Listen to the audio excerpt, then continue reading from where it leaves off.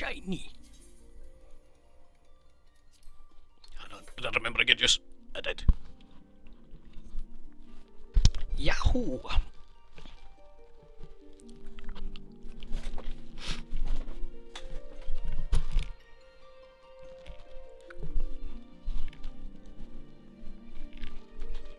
Absolutely tied up in wires now.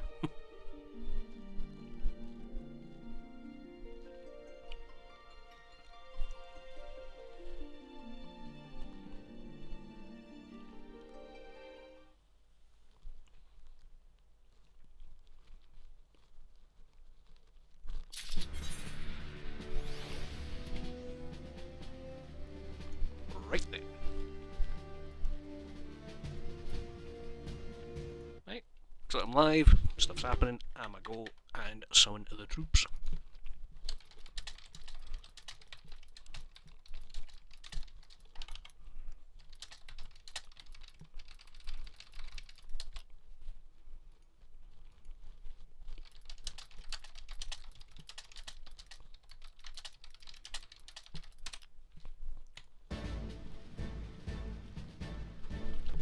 Ow. Oops.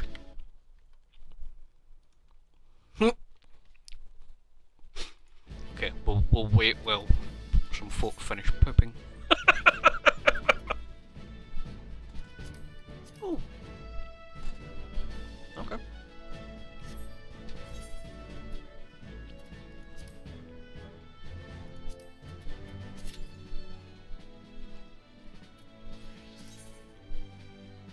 What title do I get for this? Oh. Title comes for the quest, doesn't it?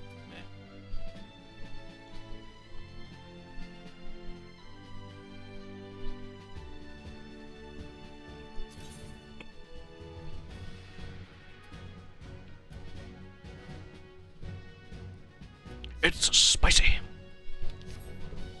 Why is it spicy? Don't ask why I'm doing this. I'm just doing this to give myself some time to wake the fuck back up. Totally zoned out after dinner.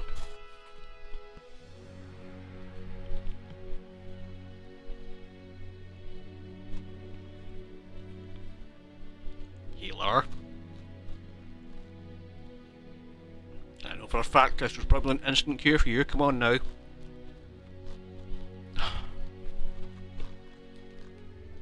I'm gonna kick you in the butt cheeks. I'm gonna kick your butt.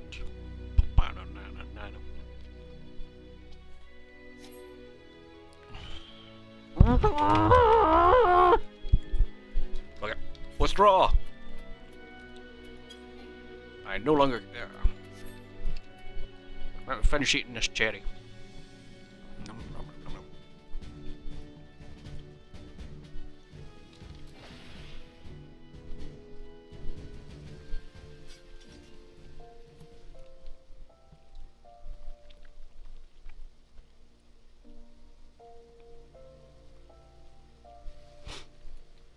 How is it?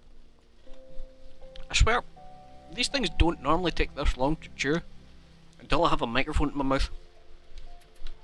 And this thing is the sourest bit of Haribo I've ever eaten in my life. I've not had sour Haribo in ages, man. And this is kind of drawing my jaw together. It's like stopping me from finishing it fast enough.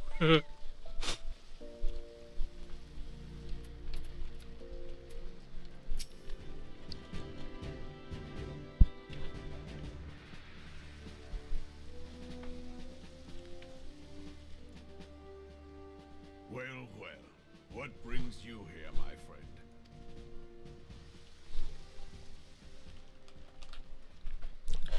How? She is here at my behest. Greetings, Roban. It has been a while. Hilbert, you old scoundrel. When they told me you'd be visiting, I scarce believed my ears.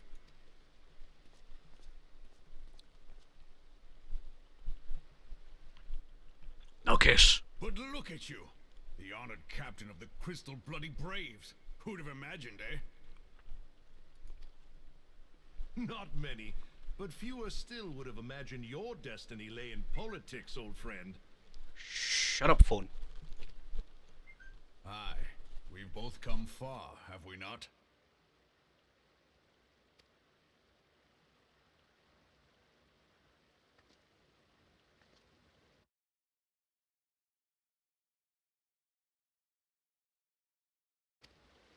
The last time we saw each other, Alamigo had just fallen, so you can guess how many summers it's been. And in all that time, not a word from the fool. Ah, well, my dealings tended toward the modest and mundane, unlike some I could mention. As I hear it, no sooner did you reach Thanalan than the brass blades clapped you in irons and dragged you off to die on the blood sands. Being a stubborn sort, you won 1,000 matches and earned yourself a place in the people's hearts while you were about it.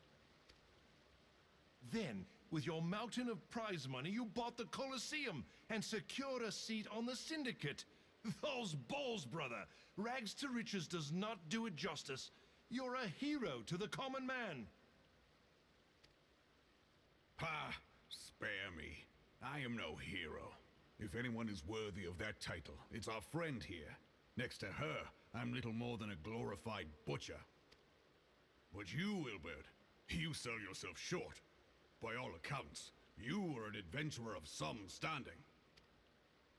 I like to think that I did my part for the greater good.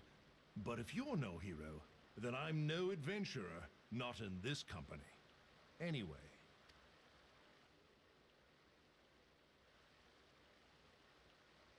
I have tidings. So there has been progress. I've let it be known that this meeting is a reunion between old friends. None will give your visit a second thought. To convene elsewhere would only attract attention. Let us speak here, in plain view of all.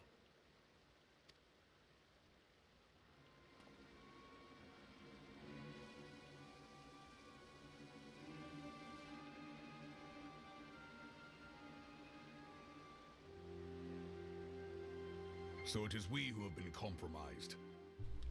It's like the least private conversation ever, really, innit? Because these lads are gigantic, and there's like probably one of the most famous adventurers and all that at the moment standing right next to them. People are going to be listening, whether they like it or no, really. Teleji Adeleji's machinations have shaken Ul'dah to her foundations. In such uncertain times, a man's loyalty may be bought for a fistful of gil. But if this snake has truly been in our midst for as long as you say, we must needs consider a far graver possibility. Conspiracy. Could it be that the Monetarists have been in league with the Empire from the first? Very well. I will have my most trusted men investigate the matter. Continue your inquiries in the meantime. It does me well to see you again, old friend. When next we meet, let it be over a flagon of ale. I look forward to it. Let us reminisce of bygone days and drink to the future of our homeland.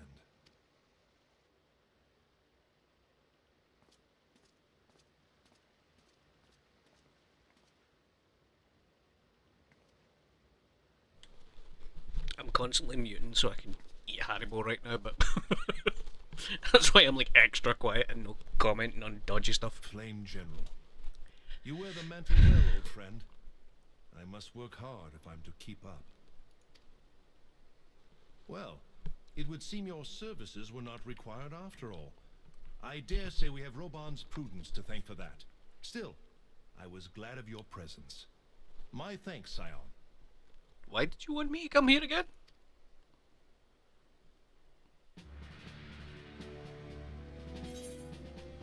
I don't remember why they wanted me to come as well. No. I exist now. There's a in the no, it's just, you can't see it for the huge lady. Censored. Our hunt for the ivy begins in earnest, Scion. Suffice it to say, we must tread warily. But one misstep may well cost us our lives. Our business here is concluded for the time being. Let's return to the Rising Stones and report to Commander Livier. How about you fuckers pay the fucking teleport fee for once? For some. No.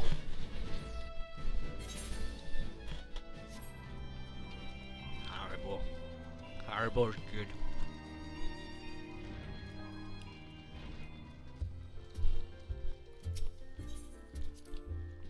I think they don't have sour things very often anymore. These are like super flavourful. To the point they're kind of killing my mouth. I can feel my jaw get pulled right in together when I eat them. It's good though.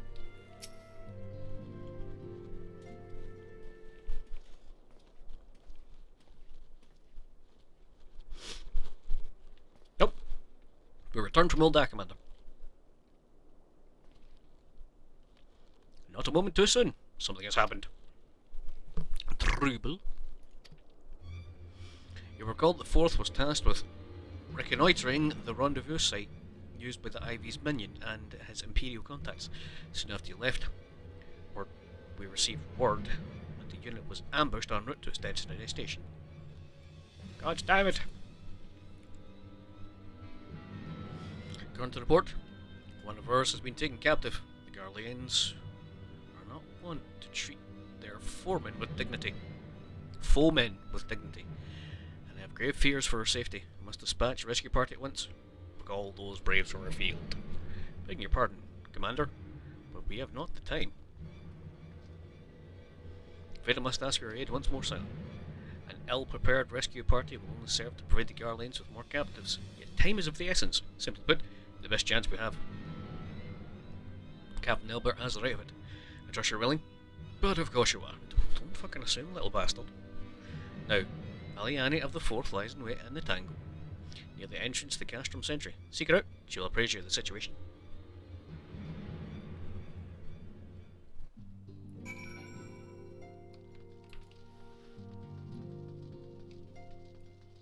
So this is what I mean, like, a lot of the characters eventually endear themselves to you. Some a lot fucking slower than others, but I don't think there's a Scion I don't like at the current point of the story I'm in, you know? They've all got their kind of ups and downs, but as the story goes on, these people have character development. They're not just the same character fucking 40 years in a run, that way. Didn't I fucking shut this Castrum down? Honestly. Why did we fucking leave anybody alive here? Alright, murder hobo, calm down, calm down.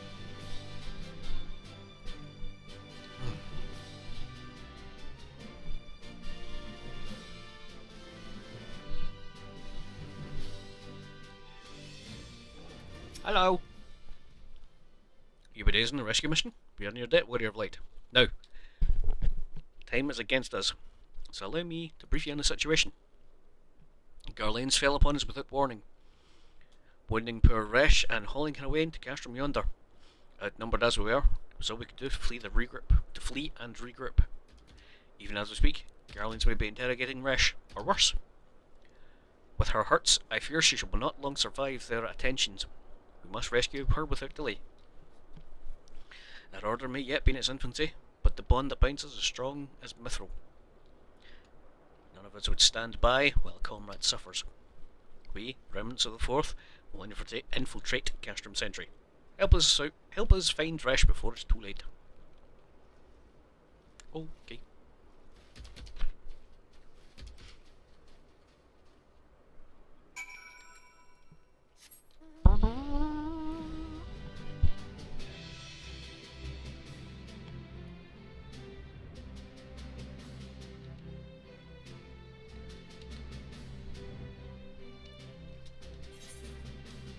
Why am I going this way? I keep fucking going towards the lab of the ancients. No, Brian, stop it. That's for later.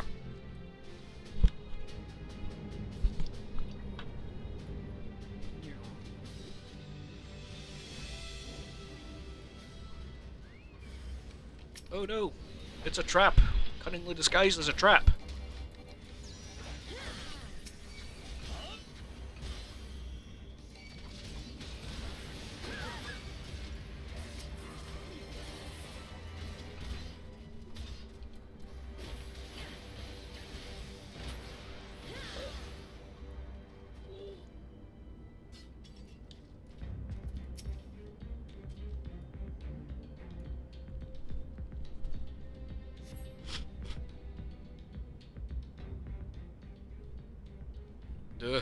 Where am I?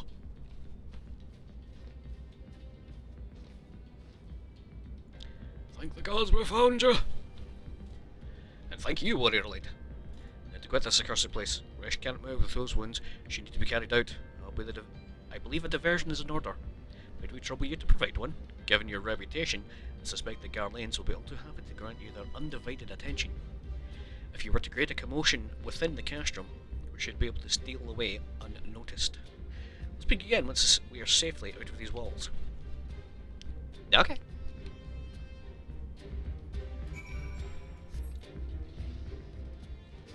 Honestly, at this point, the warrior like could literally stand in the middle and go ooga booga booga, and that would count as enough of a distraction. Hello? Oh.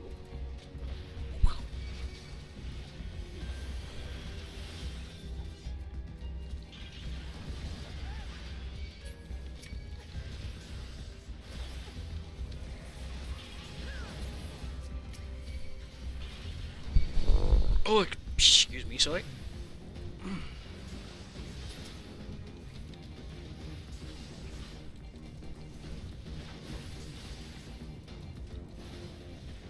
What the fuck? I just cancelled my action mid-go there. Oh, I'm paralysed. Right, that'll be it. I was like, why did it stop me from doing my combo there? But whatever. I hate paralyse. I don't see it as much when you're on a melee class, but when you're on a caster, it's like, oh, come on.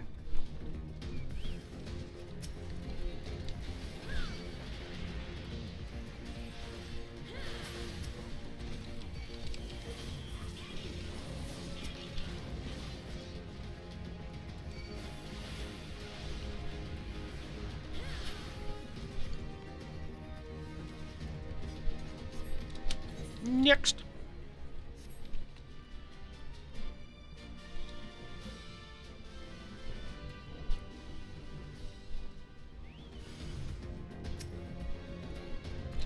Sound the alarm!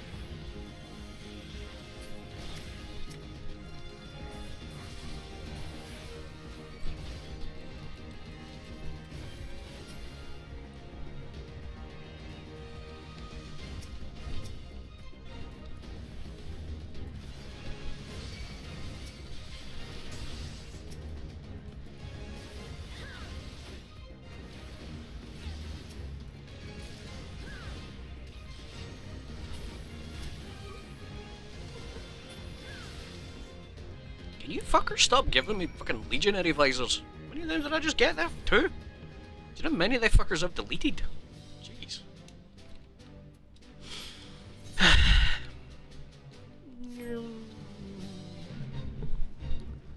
ain't joined any fate. Shut your mouth. I've awaited your turn most anxiously, my friend. You've done us a great service indeed. Thanks to your aid, our comrade Resh is safe, and we suffered no further casualties. Words can't well express my gratitude. As left us to report mission success to Commander Levelier. I shall go ahead to the Rising Stones. Okay. Fibbity bibbity jibbity.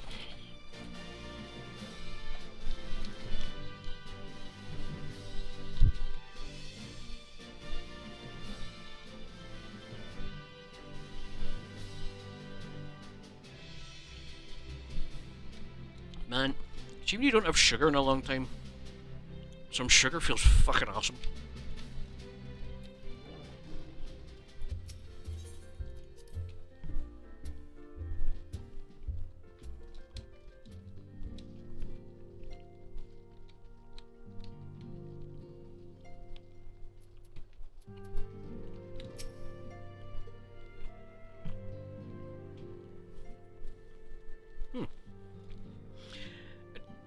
Does me well to see you thus returned. Though I doubt not your prowess, entering an enemy stronghold is generally considered to be a risky venture, and I must confess to having been a trifle anxious. But here you are, hale and whole. Don't ever talk about my holes. Having succeeded in your mission as your wont. Lest you wonder, the woman you rescued is being cared for by the Domans. Thanks to the expert administration, the danger is past. You have my gratitude.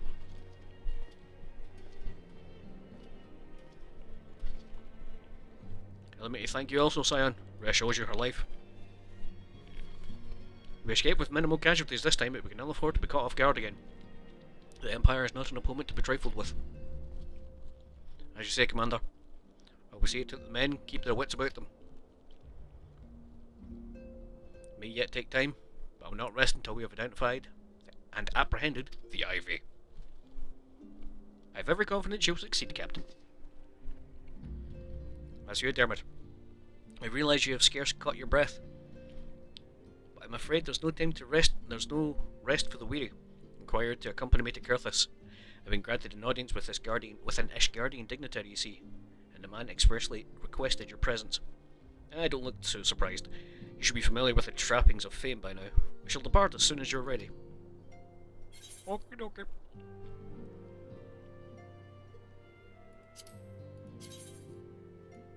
It's kind of generic. What's the caster clothes like? Ooh, jazzy. Whatever. I'll buy it after the fucking Calamity Salvager, that's the word. Hello. Interesting. Okay. I want to see what this whole set's like, do you know that? I have been blessed with a rare opportunity, Dermot. An audience with an ambassador of the Holy See of Ishgard. We are to treat with Sir Aymeric, Lord Commander of the Temple Knights, in Camp Dragonhead. I didn't realise we met him this early. Okay. It is considered a great honour to serve the Holy See as a Temple Knight. Needless to say, their leader wields tremendous political influence. It would be wise to court his favour. For that reason, I consider your attendance essential. If Sir Aymeric wishes to meet the woman behind the legend, I will not deny him the pleasure of your company. I'm more than a piece of meat, man! Oh my god. The antecedent should see the wisdom of this plan when you request our permission to accompany me to Kurthus. Mayhap you feel this a waste of your talents, which could doubtless be put to nobler use. If so, I should remind you that more good can be accomplished with a stroke of a pen and the thrust of a sword. You're putting words in my mouth, motherfucker. Don't remember saying anything, but here we are.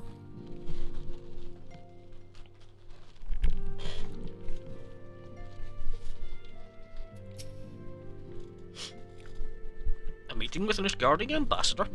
By all means, I think that's a wonderful idea. We've received no reports of etheric disturbances or unusual beast tribe activity of late. If Alphinaud believes your presence may help him to secure more favourable terms, I see no reason to deny him.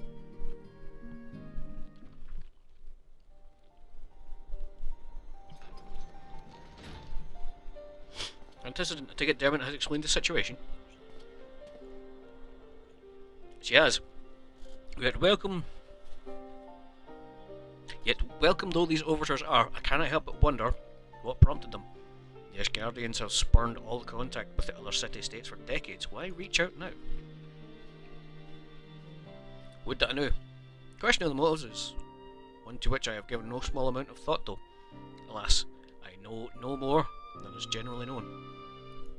Huh?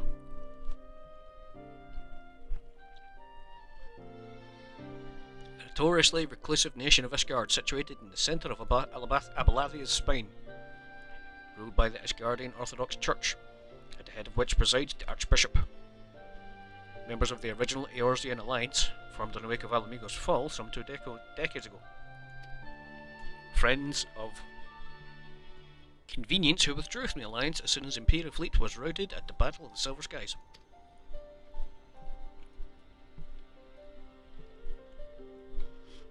Since which time, their borders have remained closed to all outsiders. They have rejected every one of our former allies' calls to reopen dialogue, turning a deaf ear to the neighbours' pleas even when the calamity loomed large. And on the fields of Cartano, where brave men and women laid down their lives in defence of the realm, their banners were conspicuously absent. I tried to convince Ishgard to rejoin the Alliance at every opportunity. I've explained over and over again that unless the Eorzea stands united, we cannot hope to preserve our freedom. One by one our nations will fall, as once fell Ala Mhigo.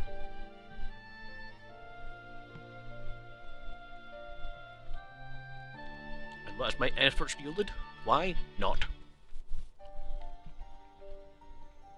Sure, this can be considered a step in the right direction. I should hope so. Rather than lowly messengers we have been fobbed off with in the past, this time we shall meet a man of genuine influence. Of course, I'm not so naive as to think they'll come... Oh, shit, right click too fast. Such is the nature of diplomacy. They will bring their agendas to the negotiating table, and so will I, along with a handful of incontrovertible truths. The Empire will soon be at our doorstep once more. Indeed. You may be assured that I will expound upon this point and others. Let's depart for Camp Dragonhead, Dermot. Our old friend Lord Horzefont is expecting us. Since our quest to recover the Enterprise, I understand you have further ingratiated yourself with the man. Excellent work. His fondness may prove useful to our cause. You just watch your tongue. I'm not about the business of using friends, fuckboy.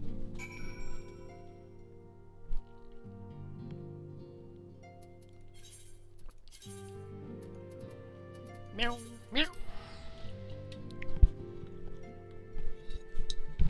Anyway, let's go slap horse fart.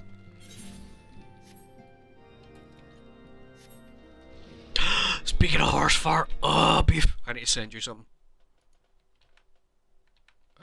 Where's my? Lauren, you normally send me pish. There it is there. Don't be copyrighted musics, don't be copyrighted music. Speaking over copyrighted musics, don't be making noise that is copyright. I will shit myself. Da da da da da da da da da. There we go. You open. Cut. And I'm gonna eat beefy.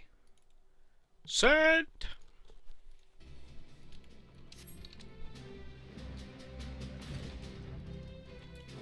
I may have already sent you that one, but just in case I haven't, you're welcome.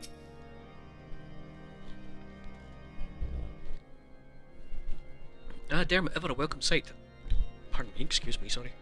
Our hearts have been stoked to blazing in preparation for your arrival. It would not do for such a distinguished person to catch a cold whilst enjoying your hospitality. Gesture much appreciated. I fear I shall ever struggle in cold climes. Good Master Alfaro, an honour as always.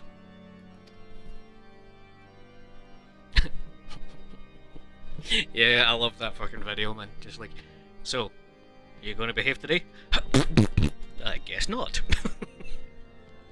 I fear we have relied overmuch on your aid since you generously assisted us in locating the Enterprise. Nonsense. Any debts incurred have long since been repaid. Besides, who can say what the future may bring? As for Tom, may even seek aid of your newly formed Crystal Braves. In any case, I'm simply delighted that the Holy See is at last willing to grant you an audience. No doubt your discoveries at Snowcloak helped us justify the decision. This recent resurgence of heretical activity is of grave concern to us all. But to the matter at hand, Sir Aymeric arrived at Camp Dragonhead earlier, and I am told he is eager to meet with you at first convenience. You're doubtless weary from your journey, and desirous to rest a while by the warmth of our hearth. If you're willing to forgo such comforts, pray inform Knight stationed outside the intercessory. You grant your audience and send word to the other attendees. As inviting to your hearth sounds, I think we best proceed to the intercessory forthwith. Can you now just say meeting room? Say meeting room. Say it. Just say it once. Just try it out. Just once. Just give it a little meeting room. So much nicer to say, right? Fucking intercessory, shut up.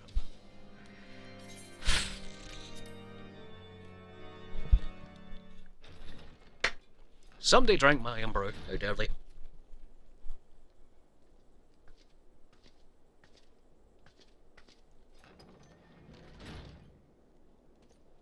Hello. Have faith, my friend. You need only state your case with confidence and clarity. Voices.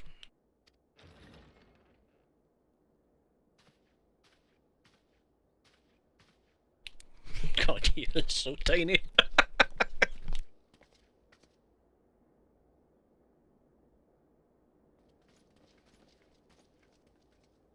Commander Leveilleur, it is both an honor and a pleasure to meet you. I am Emeric, Lord Commander of the Temple Knights. Alphinaud Leveilleur, at your service. Your reputation precedes you, Sir Emeric. I think we will find that we have much in common.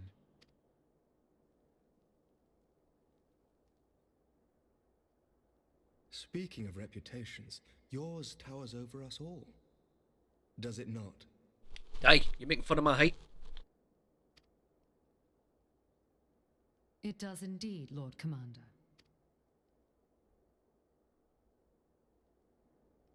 I am not too proud to admit that I have followed your activities with an interest bordering on fascination.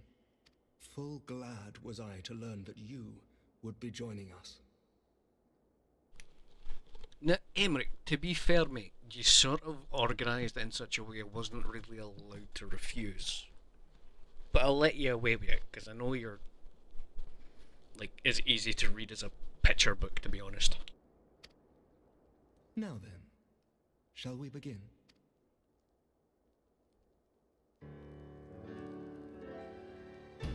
We know full well that the Garleans will return in force ere long. What is more, we have yet to achieve a lasting victory over the Primal Menace. The Beast Tribes continue to summon their gods, and each incarnation is stronger than the last. Ishgard is not immune to these threats. I must reiterate that it would behoove your nation to rejoin the Eorzean Alliance. Once again, I must respectfully disagree. On what grounds? Despite their presence in Kurthus, the Ixal do not concern us. The territorial claims pertain to Gridanian lands, and it is the people of Gridania whom they harry. Consequently, the Holy See judges this to be a Gridanian affair, and Ishgard does not intervene in the internal affairs of other nations. Even were that not the case, our forces are wholly committed to the Dravanian conflict. We have not the knights to spare. As for the Garleans, we are not ignorant of history. We have observed the rise and expansion of the Empire, and we agree that it is only a matter of time before they resume their campaign in Eorzea. Then surely it would be in our best interests to present a united front. Mayhap one day, but not yet. Gaius van Belsar is dead, and the legion of conscripts he left behind lacks the will to fight. We think it highly unlikely that they will emerge from behind the walls of their castra for some time. Forgive me, but if Ishgard's position has not changed, why did you agree to this meeting?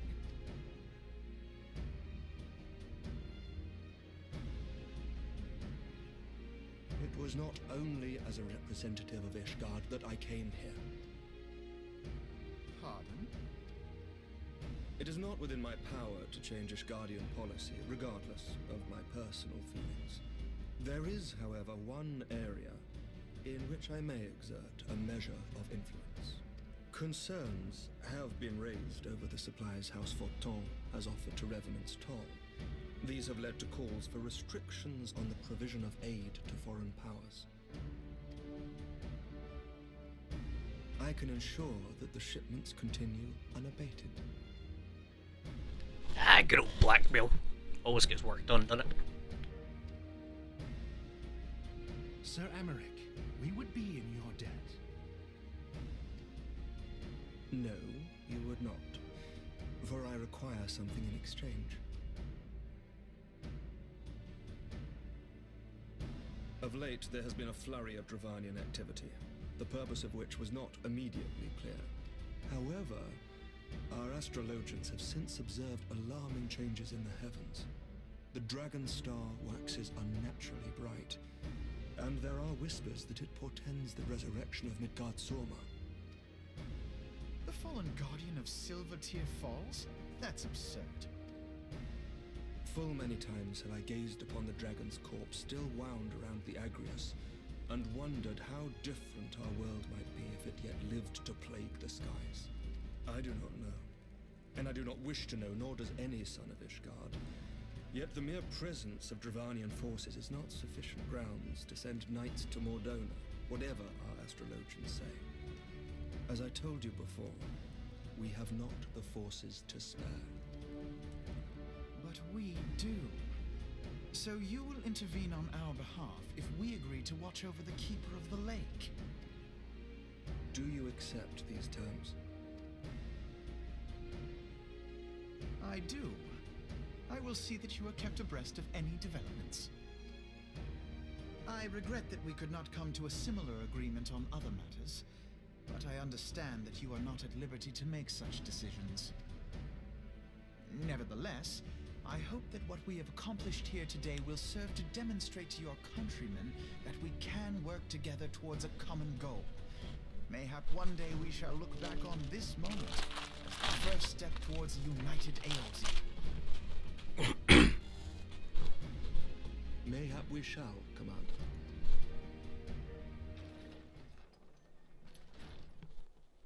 What is the meaning of this? Sorry, wrong room. Caravan, I was my looking for lord. the toilet. It's been attacked. It was Iceheart, my lord. What? By the Fury! All our precautions were for naught?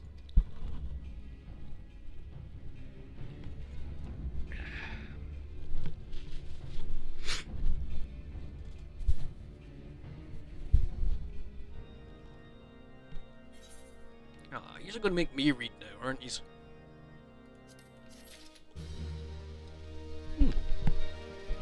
Random bowl of shark fin soup.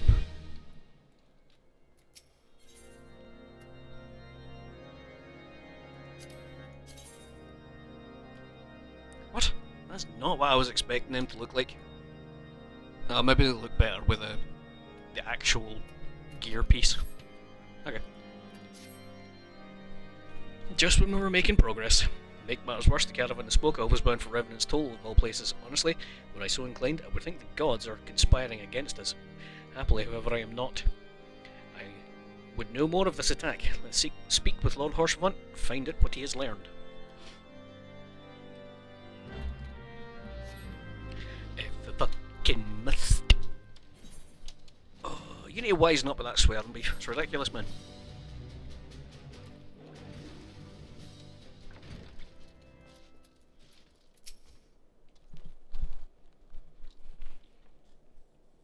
My sincerest apologies for the interruption, my friends, but the situation is such that we must act swiftly. If you be so kind as to elaborate. Iceheart's heretics fell upon a caravan bound for Revenant's Toll as it was passing through the Boulder Downs. 'Twas an ambush, swift and ruthless. In an instant, every knight was slain, every crate seized. Then as quickly as they appeared, they were gone. It would be an impossible feat without knowledge of the route. Knowledge to which only a select few are privy, I presume.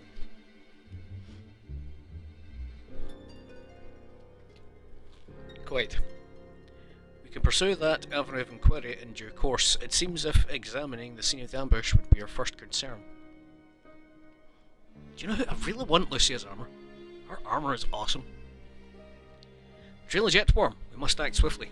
As Lord Horsevant said, less crucial evidence is lost. You have a knack for discerning hidden truths. Oh, it's easy, you just look for the shiny bits there. Why don't you go and inspect the ambush site in person? An excellent idea. Inform the men of your intent upon arrival. They'll be glad to share their findings. Do you know what? I just realised all those shiny bits aren't supposed to be there. That is purely Hydaelyn's blessing that gives us that, innit? That's kinda cool. Even quest sparklies have a meaning, as it were.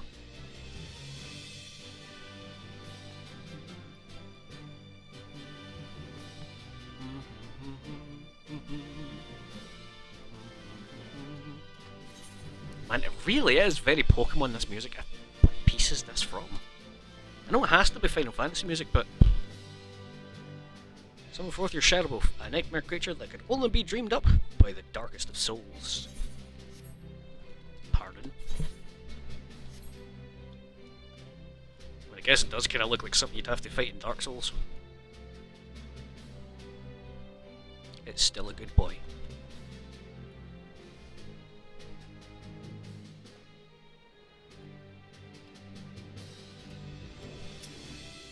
Move along, adventure there's for. Eh, Lord Harsherfront bid you speak with us? Then you must be, beg your pardon, Scion. As you can see, left an area crate behind. Tipped the wagon for good measure even. Well, things a bit odd if you ask me.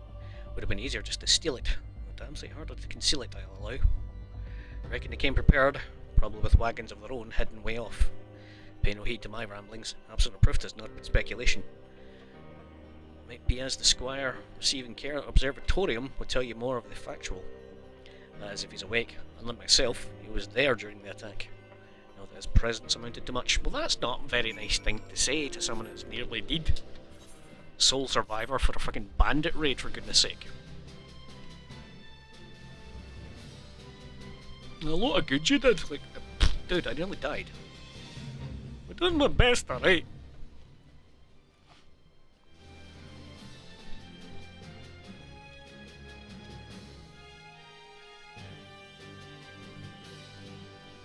Slap. And that one. That one. It's either here or it's upstairs, isn't it? God damn it.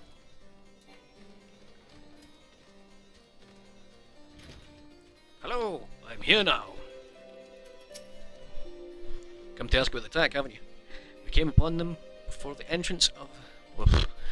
We came upon them before the entrance to the Hall of the Seven Echoes. Pilgrims, we marked them as, lost and ill-equipped from a journey further north. Our leader called out to them, one step forward to answer. Slowly she approached, silver hair flowing in the wind like melting snow. Just a young girl, I thought, some poor lost lamb in search of salvation. Our leader, must have thought the same, else why would he let her draw so close? They exchanged some words I couldn't hear, and she leaned forward, as if to kiss his cheek. And then he sighed and crumpled to the ground. Don't know what happened till I saw him turn the snow turn red. And then there was red everywhere I looked. I tried to fight. I took a blow to the head. By the time I came to, the others were dead, and the heretics were unloading the wagon. They'd have killed me, so I just stayed still and listened. Iceheart's people spoke of deliverance and resurrection. They spoke of Shiva. Oh no.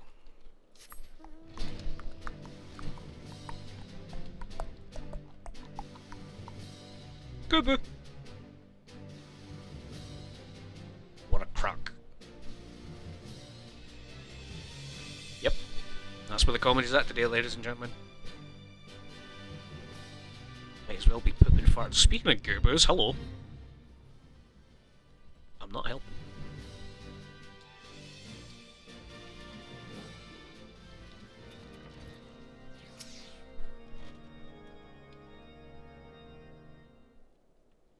You've returned. You have news for us. Seems Lady Iceheart does not scruple to sully her hands with blood. Who's this Shiva the heretic spoke of? Have you not read a single line of the Enchiridion, Master Alphinaud? No. She was a traitor to kith and kin, an apostate to who laid down with dragons.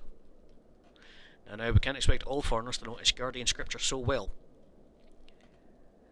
Particularly when it concerns the patron saint of the heretics. Wait, she says a patron saint? Ah, no. It all makes sense now, Lord Harsherfront. What was that caravan's cargo? If I recall correctly, the Diamond Forge requested a rather large quantity of crystals. Do you not see? Iceheart and her followers intend to summon Shiva, as the beast tribe would a primal. Why else would they go to such lengths to secure the crystals? I shall inform the Lord Commander at once. Lord Harshawan, you would agree that discretion is a paramount concern? Of course.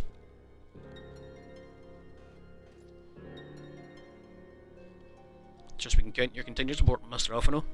The signs of the Seventh Dawn are sworn to combat primal threat. Our support is given. I need to send word to my brethren in Revenant Stoll. Our entire order must turn its efforts to the prevention of this summoning. Naturally, that includes you. I'm sure you would not miss this for the world. I don't enjoy this, fuckboy. Making it sound like I'm here for shits and giggles.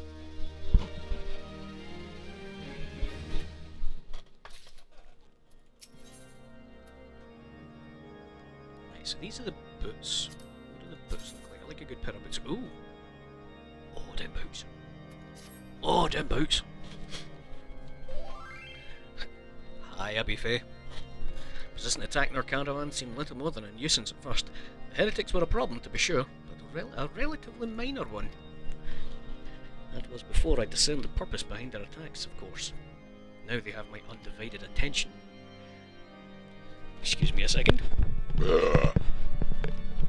Sorry.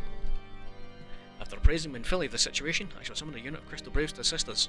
As for you, Dermot, pray join me at Whitebrim Front. Since the incident at Snowcloak, the Knights of Hearthstone there have redoubled their reconnaissance efforts in the region. It's my hope that they have information which may help us to determine precisely where the heretics are hiding. Given our mutual enemy, Lord Drillman should be eager to oblige us. I shall see you there then. Good.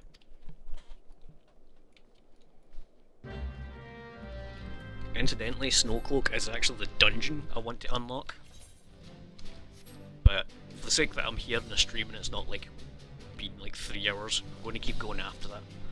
If I can get Shiva unlocked, then I think the rest is just preparations for the actual start of Heavensward expansion.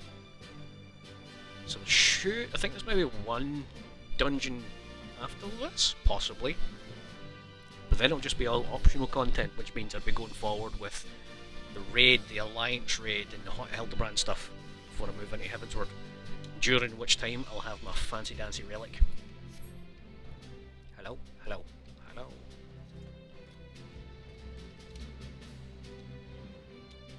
Meow. Oh, for fuck's sake. I hate spiral towers. Hello! Silas and Dawn wish to join the hunt for Ice Heart. Your assistance is more than welcome, my friend. Considering the report I just received, I dare say your timing could be no better. But all ears, Lord Drillmond. Ow! Band of pilgrims was seen transporting a large number of crates to the west. Their garb appears to match the description provided by the squire who survived the attack. Alas, our scouts lost track of them at Snowcloak. That self-same frozen wall, which we speculated might conceal the heretics' hideaway. Suffice it to say, the disappearance of these pilgrims and their provisions all but confirms our suspicions. Fair enough, my knights will join the hunt. I took the liberty of summoning a unit of Crystal Braves to Whitebrim Front. Given the gravity of the situation, the Church will agree they must use every resource available to us. These are extraordinary circumstances, Commander. It would be in our best interest to coordinate an efforts. Such was my intent from the start, Sir Emmerich. Sir Emmerich. And so it begins, my friend, though I dare say will prove all too brief collaboration. Iceheart will not elude the combined forces of the Crystal Braves and the Temple Knights for long. Nevertheless, a wise man does not wager all upon the success of a single solution. There may yet be subtler means by which we can locate the heretic's lair. Perhaps Lord Drillmond has one mind.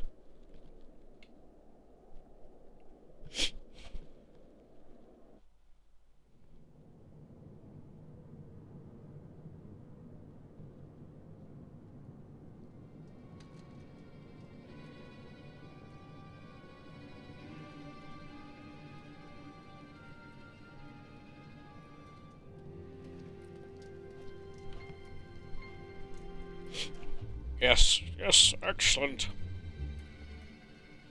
Yes, yes, yes.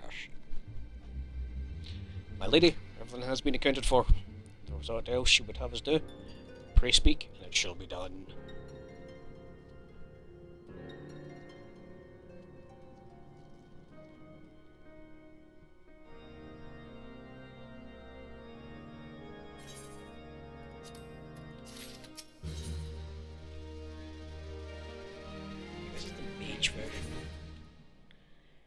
Vienna. They make my feet tiny for some reason. Whatever. It seems as though we're always one step behind. Our quarry never just beyond our reach. Though I would like to believe that the tables are about to turn. I must confess to having certain doubts. A joint effort may succeed where others have failed, but it could yield the self-same result. Fortunately, we are not without options. Trust you haven't forgotten Inquisitor Guillaume. We have not. The mystery of how the heretic remained undiscovered for so long has been much in our thoughts, and has the question of what steps might be taken to prevent a similar breach of security in the future. Accordingly, we conducted an exhaustive and covert evaluation of everyone in Whitebrim Front. Though some were found to have committed certain minor transgressions, we identified only one possible heretic. If the man has pledged himself to Iceheart's cause, he will have taken note of the movements of the Temple Knights and the Crystal Braves. Upon recognising their intent, he may attempt to warn the heretics. The man's watch is to end soon, at which point he must report to Sir Jittermont in the yard. I would have you keep an eye on him. If he ventures beyond the walls, follow him discreetly. Should you meet with a heretic, do not interfere. Simply watch and listen. I have seen to it that the suspect knows nothing which could endanger our plans.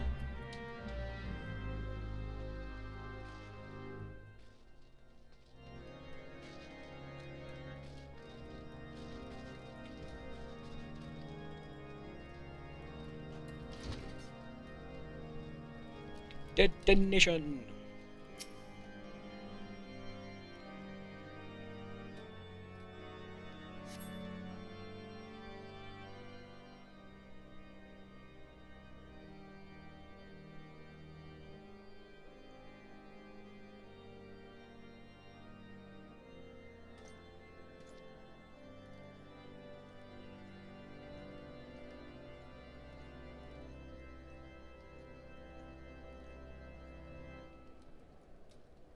Suspect leaves through the gate, southwest gate.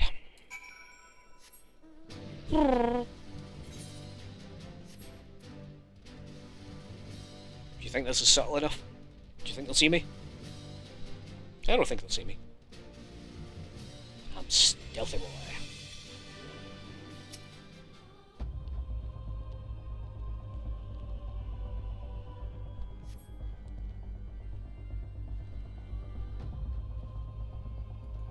Follows the road east.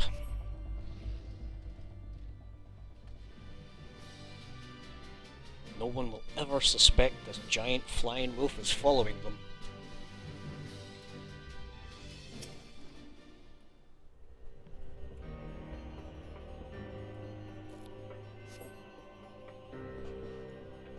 There he goes! A fake mob. Oh, it's a big one too.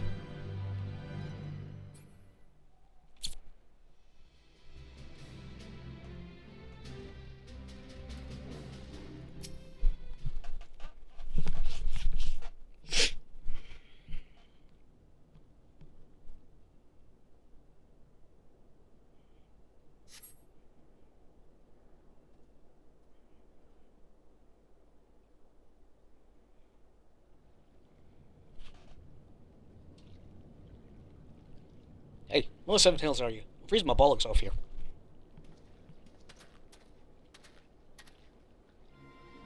I'm here, you blundering off. Why are you so late? Standing in the wall, why else? You have duties to fulfill, you know.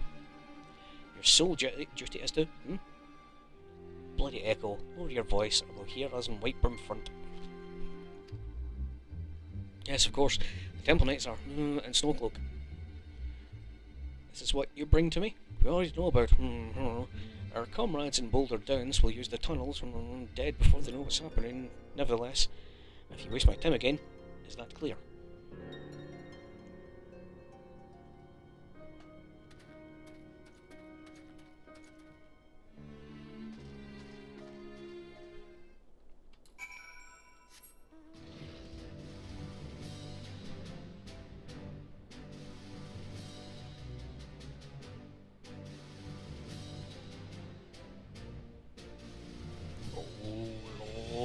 we're coming.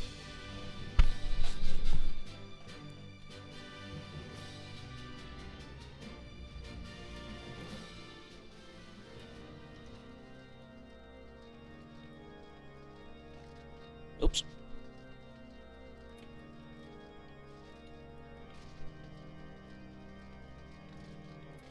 Hello. Did an investigation bear fruit?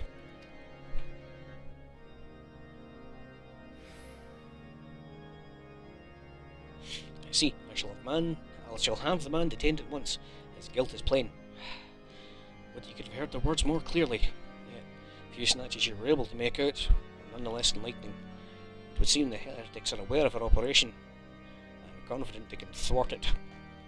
Their comrades in Boulder Downs are key to the plans, which means it's key to our plans if that they are rooted out and put to the sword. Bacon bread? Ooh, that sounds quite nice.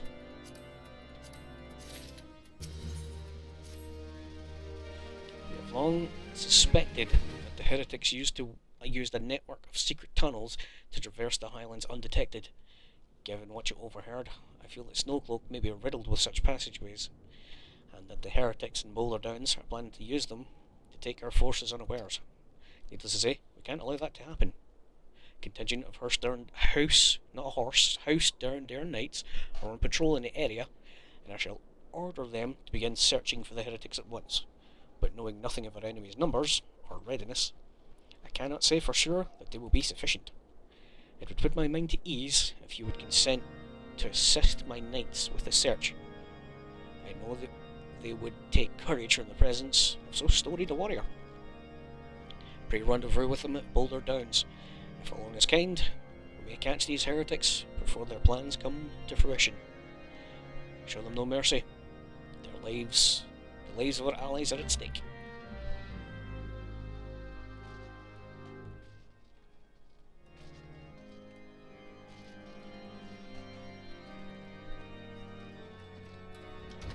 Which way do I go?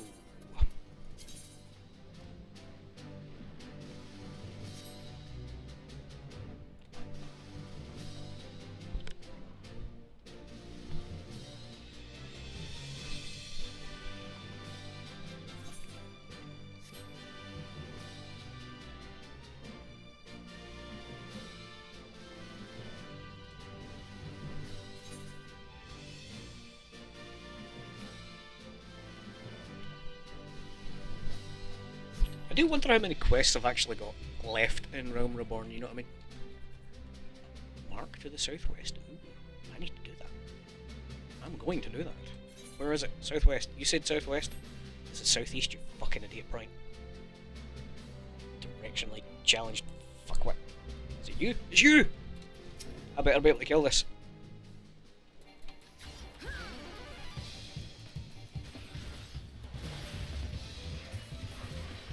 Oops.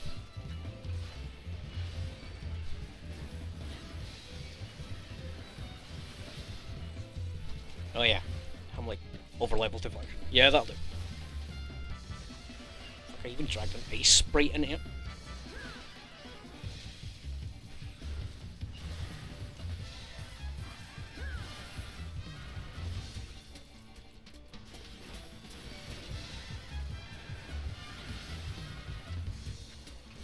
Whoops. I always jump at the worst of times. I need to watch for that.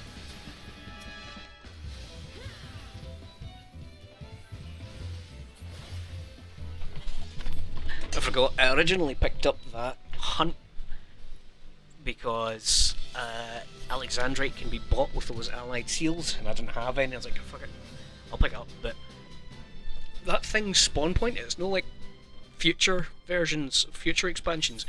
It literally can spawn around the edge of this entire map. Normally does like at most 12, 13 points where it can spawn in a map.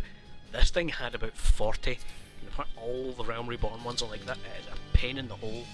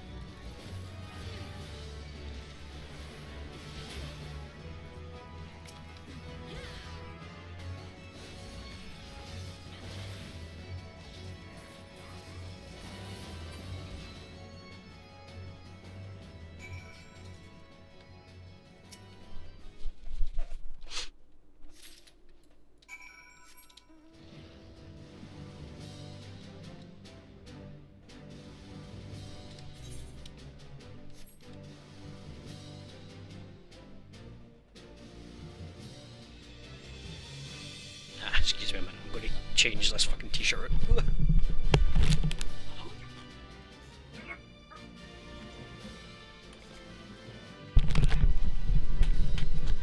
Whoosh, for goodness sake. Right, where are we at? There we're at.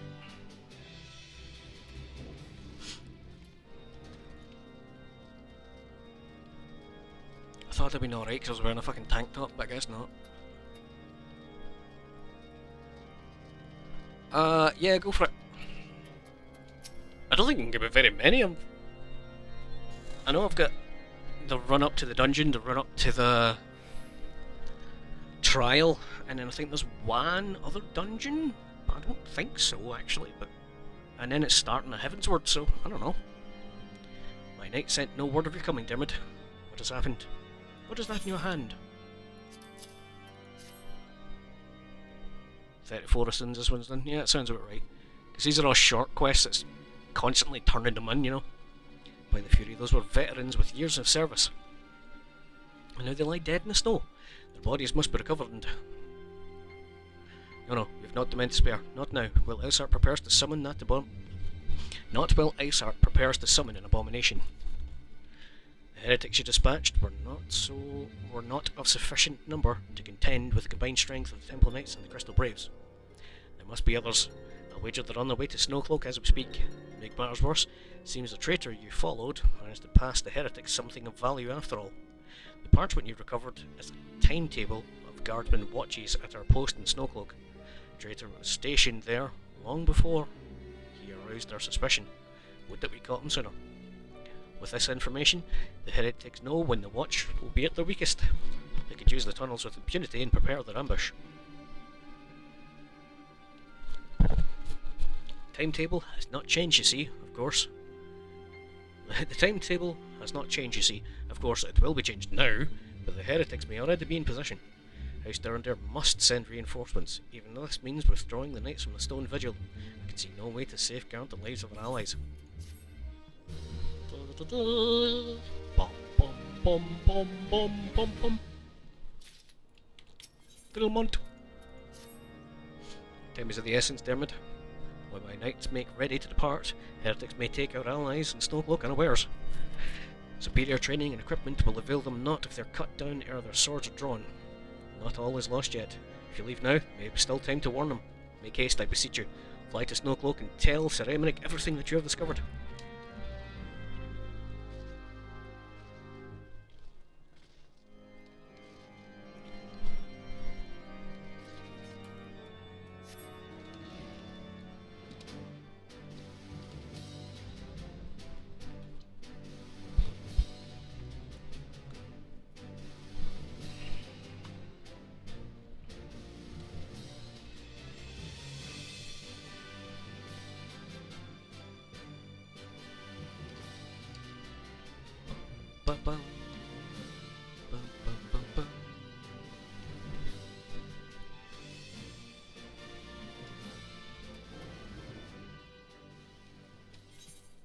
Dungeon time, helmet time. Dermot, that's a welcome surprise. Perhaps the only one for us thus far. As you can see, we've yet to uncover any hidden... Shut your face and listen. You have my gratitude. Truth be told, we suspected the heretics might be plotting such an attack. Now that we have confirmation, I shall place my knights on high alert. Hi, Beef! As Commander Levier been informed, the Braves must be made aware. Oh no!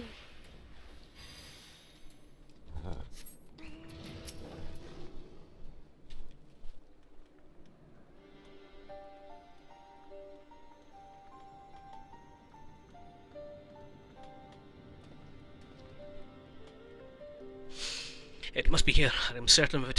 Why else would they go to such lengths to defend Snowcloak? It is but a pity the discovery comes when our enemy is at such a disadvantage. When our enemy has us at such a disadvantage. Forewarned though we be, the heretics know the terrain far better than we. I do not think how many are watching us this very moment. Confound it. This is all wrong. Isart has us scrambling to save our own skins when we should rightly be straining every sinew to find her. Stop this damnable summoning. There she is!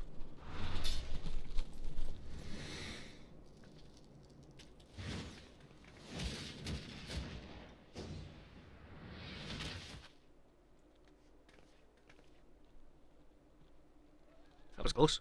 Didn't hurt you, did they? Only my pride. Well, your pride wouldn't mean for shit if you got a spear in the belly. There'll be others nearby. You must see that they are given a similarly warm welcome. Commander Levier. Oh no, it's Puppy Lemon. There's been a development, sir. Together with the Temple Knights, we have secured the entrance to some half a dozen tunnels, thus spotting the enemy breaking the surface. But that's not all, sir. We think one of them may be important. Certainly the heretics near flung themselves upon our swords to defend it.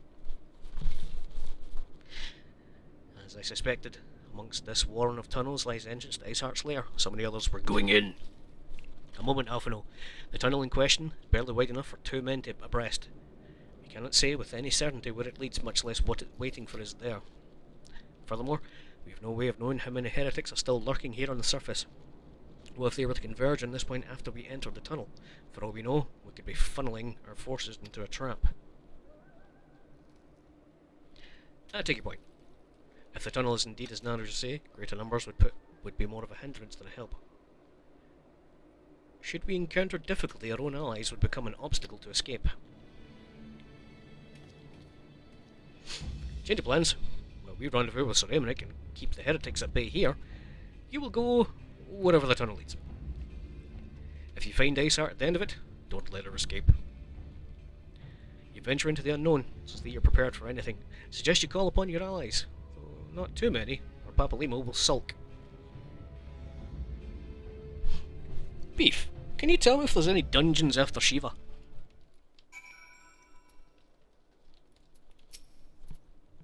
Entrance to the tunnel, madam. It's just over here. Had we not seen the heretics breaking the surface, we would never have noticed it. Per Sir Emmerich's orders, we stand guard outside. Please be aware, even should you encounter significant resistance, we can't leave our post.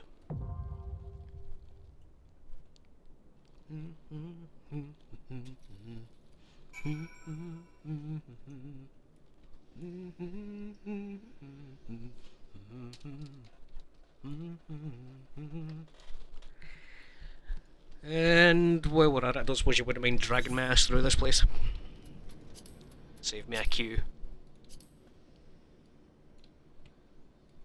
It says you're here, but I don't see you anywhere. Are you... Where are you? Ah. Keepers of the Lake. Duh, right. So I was right, there's one more dungeon. I like that dungeon, actually. Okay, right, let's get in, Nope. Right. Unrestrict us, fam.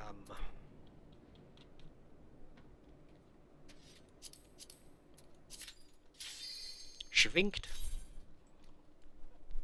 Hold on. I think I like your glam.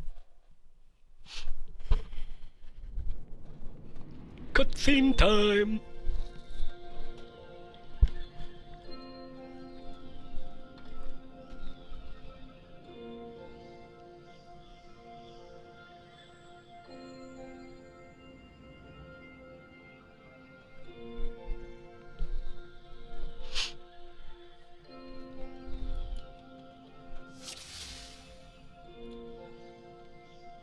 That is very cool. Is that the crafted stuff? Yeah, that is the crafted stuff. That is dope. I like it.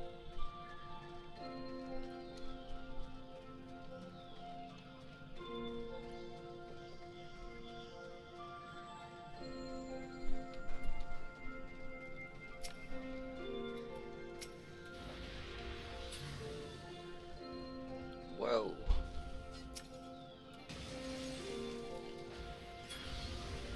Hey, I killed him up. I don't care if it was like 1 health, I still killed it. The killing blow was mine, yes.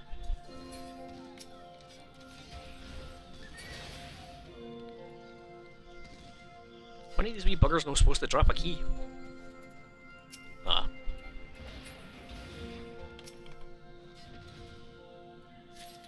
Do it.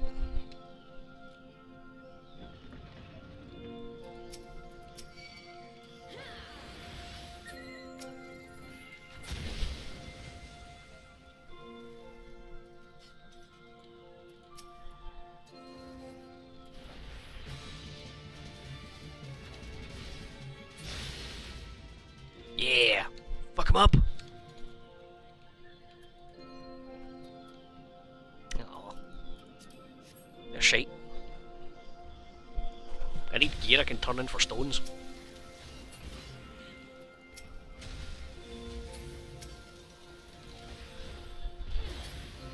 Like, one of my main grinds for this relic is going to be allied seals.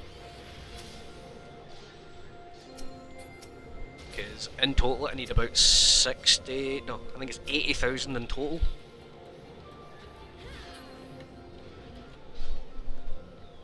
And I've only had like 20,000 of them down. So basically just going to need to pick an easy dungeon and farm it one night. Just repeatedly unsynced. Picking up every chest and just holding it in at the Aft Castle. Beware of Yeti!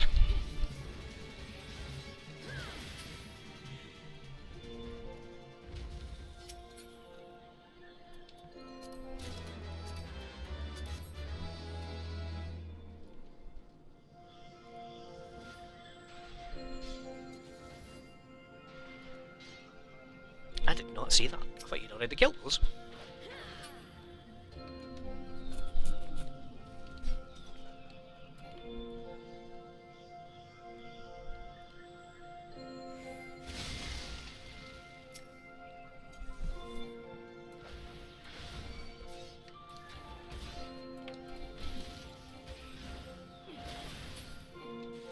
See? All me.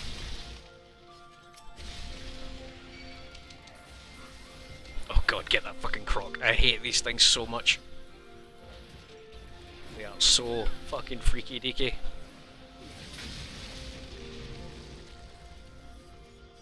Oops.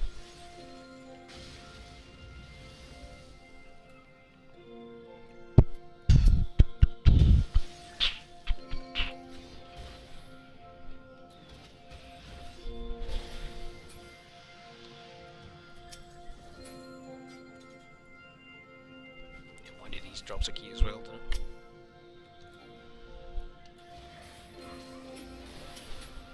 This is quite a short dungeon, actually.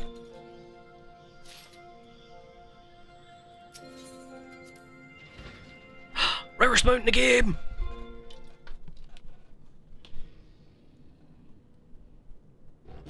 Morph! Morph! Morph! That's a good morph. Morph. Wow, so rare! I'll never be not salty about that, you know that?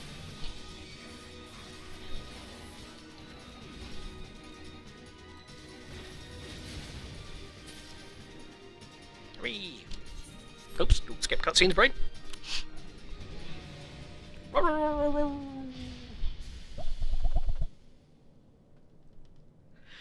See, doesn't that just look much better in cutscenes versus me sitting there holding a book? Even the dancer can look intimidating because it's holding two bladed thrown weapons. What is this? Ew. Yeah, I got my sickle thing.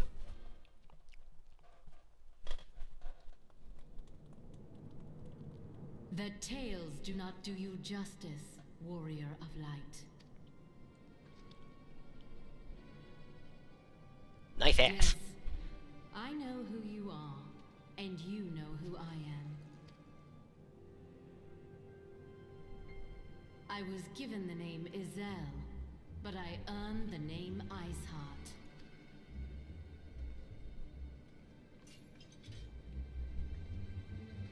This endless cycle of hatred, of bloodshed, of sorrow. You would see it continue, O noble warrior of light. I would not. I will not. I will bring an end to this war between dragon and man, no matter the cost. In time, you will come to understand that what we do for the greater good. The greater good. For Eorzea. For Hydaelyn.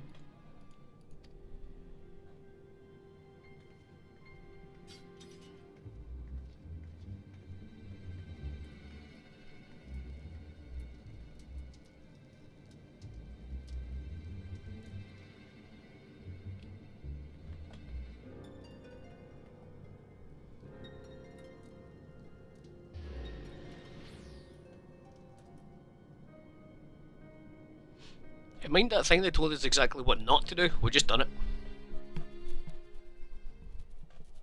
Don't let her get away! Oh no, she got away.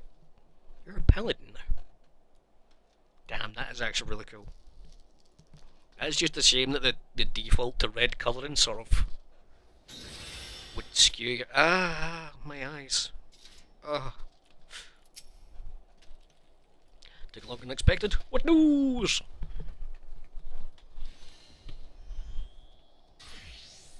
So ice art is but a synonym, but none of that matters. Wow. Bye. She managed to escape is regrettable. I mean, she didn't even really try, I just sort of watched her walk away. But from your description of the beast, you did well to come as close as you did. In any case, now that you've cleared a path, the Temple Knights can begin survey of the tunnels in earnest. Mayhap they will even find a route past the ice wall. Wouldn't that do wonders for the fight against the heretics? The Crystal Braves would certainly share the credit too. To help replace Dermot, we may yet turn this situation to our advantage. Assuming we stop Isart before she summons Shiva, of course. Needless to say, our fellow Signs have not been idle. Minfilia and Urianger have been busy perusing archives of House Fortomps, gathering what information they can on Shiva. Which reminds me, if distractions, if you were intending to trudge back to Camp Dragonhead to report of the day's events, don't. The antecedent should be here any minute. Normally assume some people enjoy subjecting themselves to this cold. Ugh.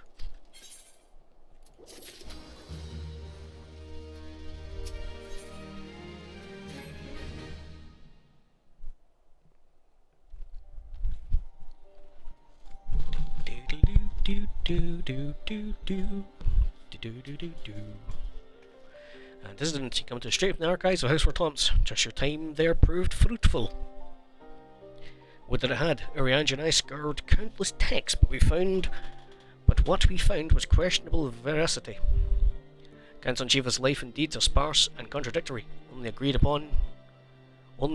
upon one point. She lay down with a dragon, the gravest of all sins according to Ishgardian faith. Yet in the eyes of the Iceheart's followers, that was a holy act. The blessed union of man and dragon. A mangun! A dragon! Dragam! No, dragon, that's just what they're called. It's not a cross between dragon and man. Whatever. Anyway, how such a thing could even be possible is quite another question. Suffice it to say, I very much doubt that we'll find a useful answer in the archives of House Fortomp. Much of the knowledge has been lost over the centuries, though in this case, one wonders if it's by circumstance or design. You said that Iceheart took a moment to plead her case prior to escaping, did you not?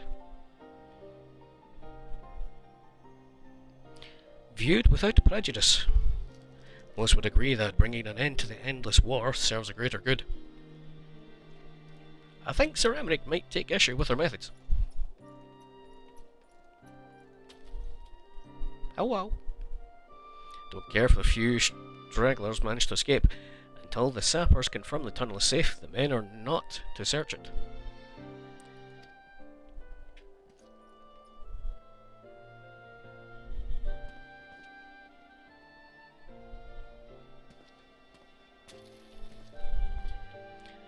You pursue your foes with less zeal than I'd expected, Sir Emmerich. Unless you must understand, I do not deny your enemy has given us good reason to be prudent. I merely meant, you being a man of faith, that I expected a certain single-mindedness. After all, was it not by the will of alone that your ancestors come to this land? Why they took up arms? Against Dravanians? What would they have done in your position, I wonder? There are those who believe that faith is a renunciation of free will. That unquestioned devotion is required of all who live in the service of the Fury. Such righteous fervour may well serve a knight in the front line, less so a leader of men. We're all at liberty to interpret the scripture as we will. I choose to believe the Fury would value the lives of our followers over the deaths of our enemies. But I would not presume to speak for the Knights of Eld. It was a different time, nay, different era. The scripture tells us only so much. What did it tell us more?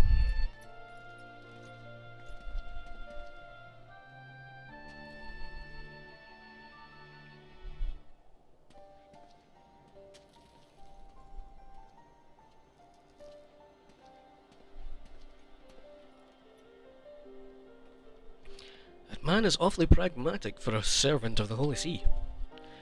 A welcome trait at the negotiating table, to be sure. Less so when one's enemies are making ready to harness the power of a god. I hope he does not truly believe that Iceheart's plan can succeed. Truth be told, I too remain somewhat skeptical. Shiva was real, a living, breathing woman. Of that there can be no doubt.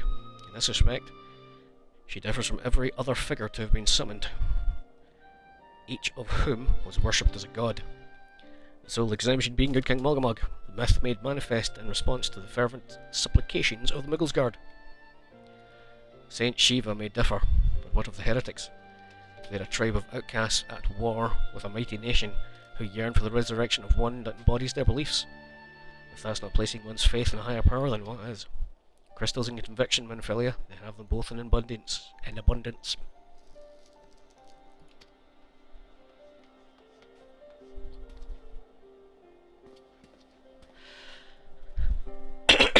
Excuse me, sorry. Can that truly be all that's required? Bruh, we've already kind of worked out that's all that's required. My server team has concluded a preliminary analysis of the aetheryte Iceheart used to escape. They believe she teleported into another aetheryte, somewhere not far to the west. Despite the apparent proximity to the second aetheryte, however, they have been wholly unable to detect its presence directly. Unless Iceheart has some means to mask its signal, can only presume she had it destroyed to prevent us from following her. Without that means to teleport as she did, we'd have no choice but to search for an alternative route, most likely a tunnel, assuming one exists. Let's not give up on teleportation just yet. One of our colleagues in Charlene may be able to assist us. I pray that you're right. Do not think how long it would take us to survey an entire tunnel system.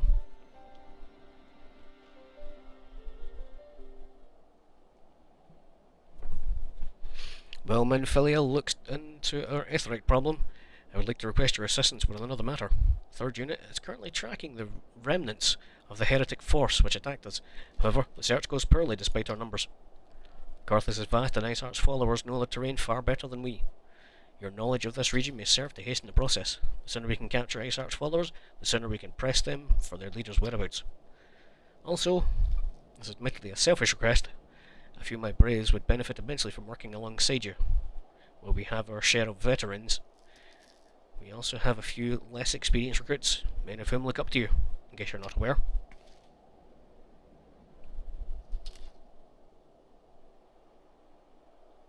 Good, I know you'd understand. Yuyahase can appraise you of the details. When the task is complete, come find me in the observatorium. Captain Ilbert and I are meeting there to discuss the latest developments of his investigation.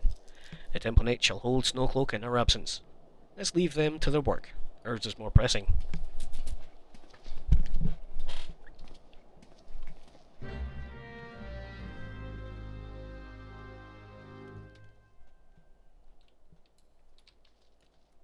Hello. Hey, you've got the same helmet I have. Very similar gear to the one that I'm using, actually. I like it. Well, not in this character, obviously, but yeah, you know, the other one. Your assistance is most welcome, believe me. Most of the third hail from Ul'dah, and a man accustomed to the feel of the sand beneath his boots, the crunch of snow can be rather disconcerting. And for a man accustomed to the feel of sand beneath his boots, the crunch of snow can be rather disconcerting. But to the matter at hand, nary a moment ago, I received word that the heretics we seek have been spotted making for Danifin Pass. My braves are already in pursuit, and I should be grateful if you would join them. I myself should be taking part in the hunt. Never let it be said I do not earn my coin.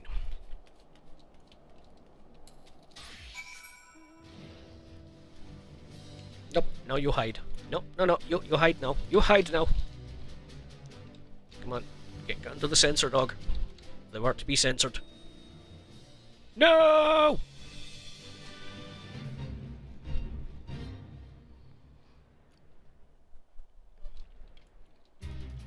It was a ruse. 'Twas I who escaped you. Bah ha ha ha ha.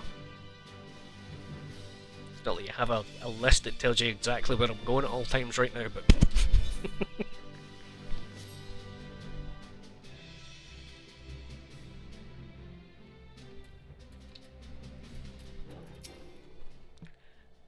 Balls, my ankle's on fire.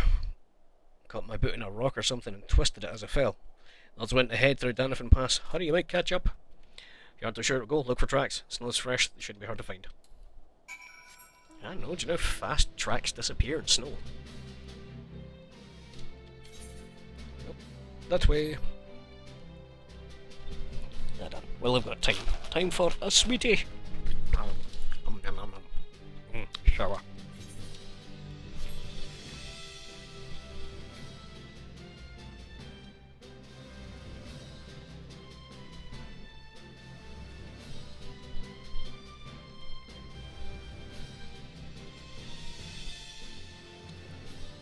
Fresh Prince.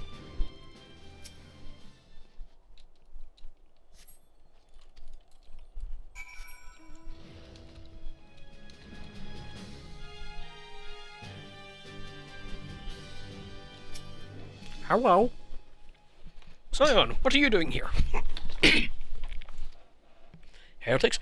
I'm not sure. It was this great scaled beast and Yuhasi, I think it went east on his own.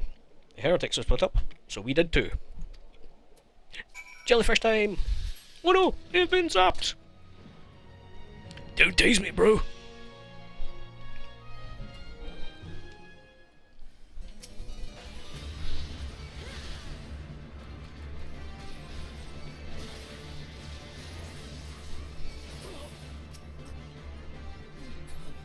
Oh.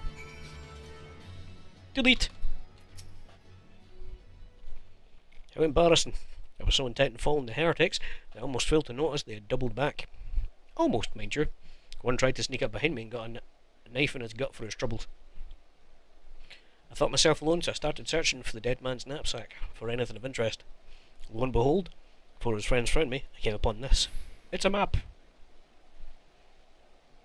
Withdraw in groups of 3 or less to the observatorium. Give the signal and wait. The merchant will be waiting. Be late and be left for dead. Speaks for itself, does not. You can't possibly mean to rendezvous inside the place, so we should restrict our search to the surrounding areas. Let me rephrase that.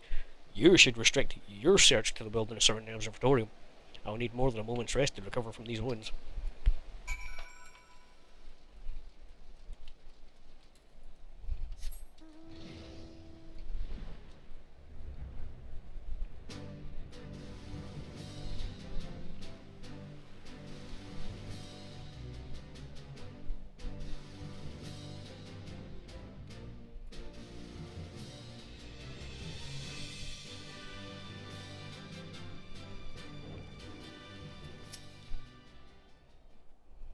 Hello?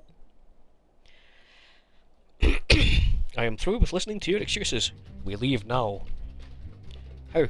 Woods are crawling with those blowcoats, and the knights are searching every wagon that passes through the gates. Well, stay with her then, if you think you'll fare any better. No, no need for that. You see what I mean? There seems to be a sort of certain amount of Ul'Dan and I'd say Alamegans that have a style of sword fighting which is similar to paladins that don't actually use shields. There are places like this in my homeland, sacred snow-capped peaks where blood must not be shed.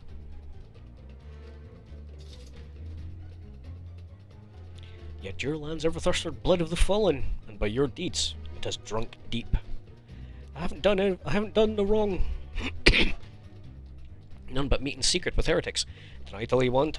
We shall have the truth from you yet. Inquisitors are not the only ones skilled in the art of interrogation. Damn it all.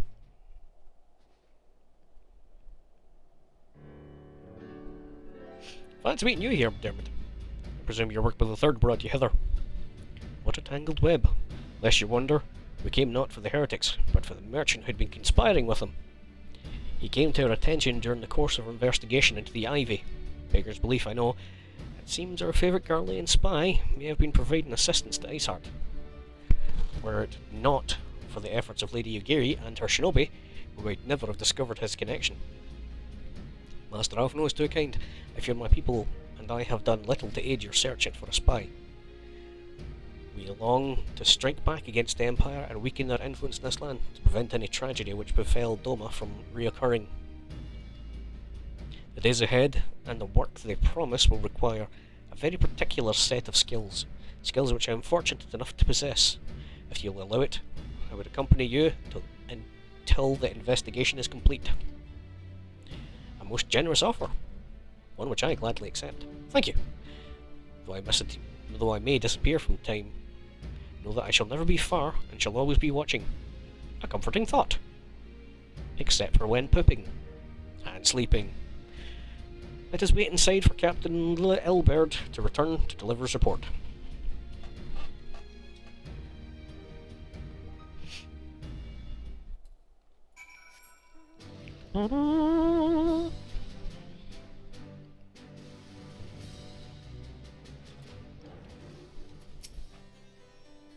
Captain Elberd seems confident that the merchant's resolve would swiftly crumble when pressed. If so, we should have the information ere long. As to whether it will bring us any closer to identifying the Ivy's identity, I would rather not say. Given our adversary's cunning, I shall consider us fortunate we have spared another wild dodo chase. The gods know we have more than enough to occupy our time as it is. Ah, here we go, it's the actual armour part of it. Oh, la la la la la la. That's actually really nice. Excuse me, sorry.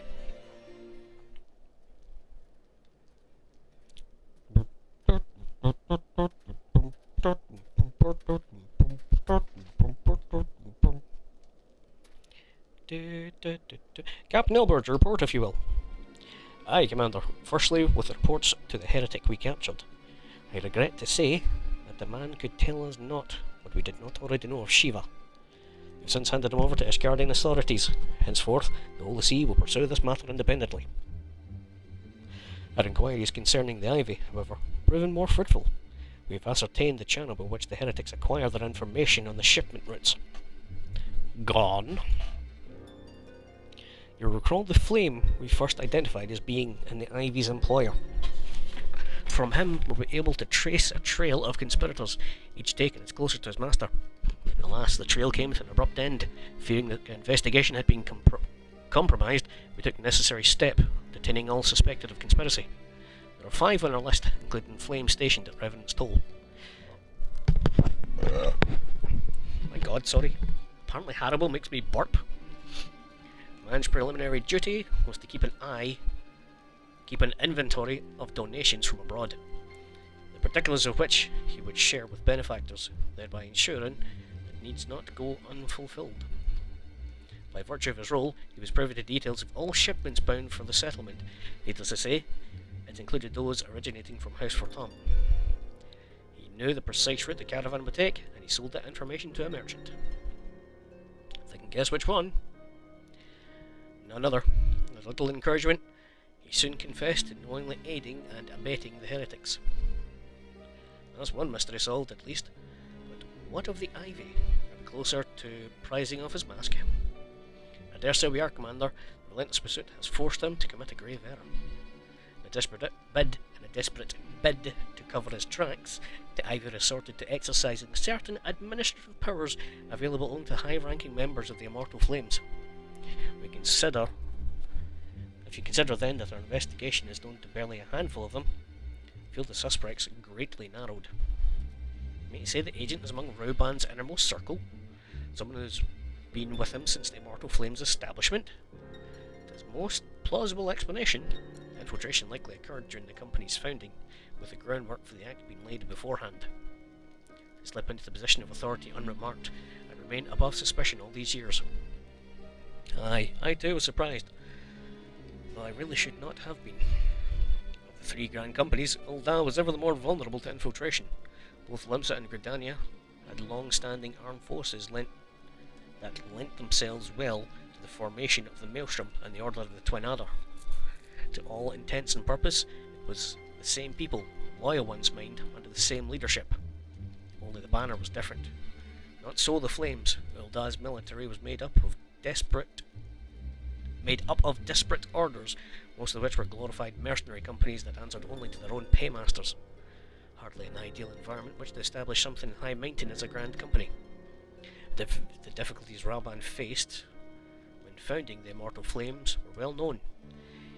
Even after he had convinced his fellow syndicate members to share the cost, there remained a small matter of finding enough bodies to fill the ranks.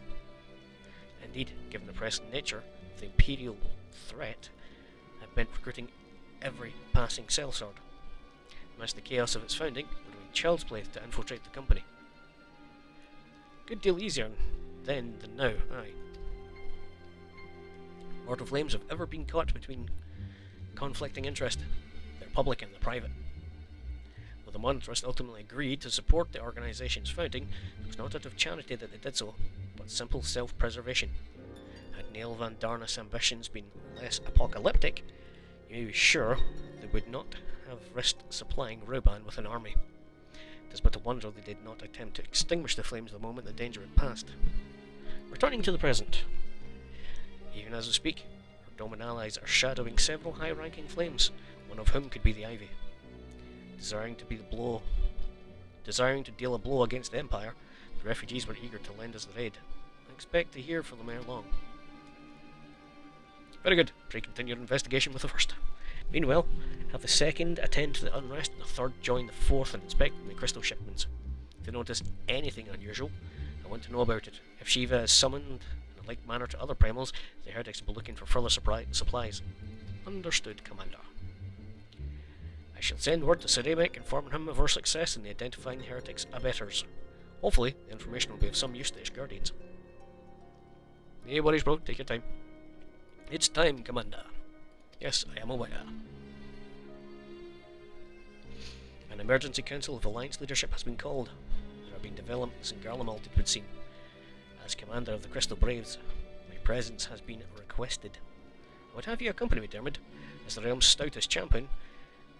It is only meet that you be present for the discussion. Oh, and the antecedent has already given her consent, lest you worry. Why do I need to be there? I don't speak at these things. I just go, or occasionally just like an angry. Like me, you are doubtless eager to conclude our business with Iceheart. But until another path to our sanctum is found, she will remain beyond our reach. Manfili and the Archons are sparing no effort to secure an alternative route. So you really have to read that right, but the way I read, I need to do it word at a time, because I got problems with my short-term memory. Manfili and the Archons are sparing no effort, while in sparing no effort, meaning they're not putting any effort in, but sparing no effort means they're doing everything they can. Until such a time as they succeed, I suggest you give some thought to the realm's other problems. We shall go ahead to Gridania and readiness for the coming council. Meet me at Nafika's altar. Okay. Yeah. Right, well, unfortunately, folks, I'm going to leave you with a little iCam for the moment. I'm just nipping to the loo. Nipping to the toilet. In all caps. Back shortly.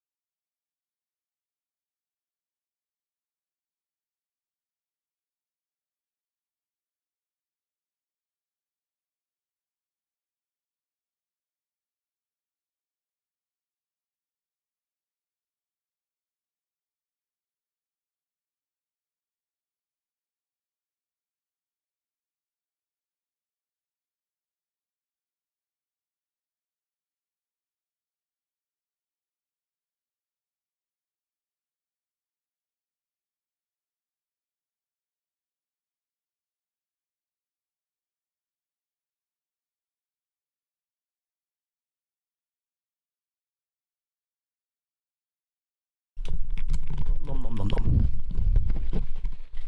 Hello, little mogul. Why are you in like low for? Oh yeah, I clicked out the window.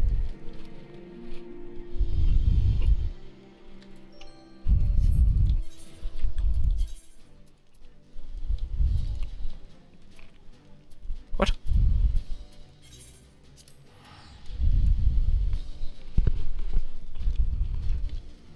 I'm off.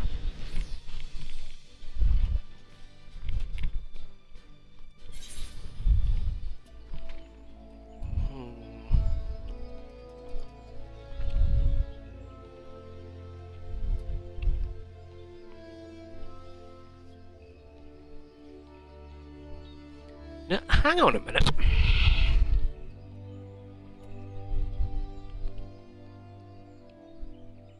I'm actually nipping to Mordona quickly. Give me a minute, give me a minute.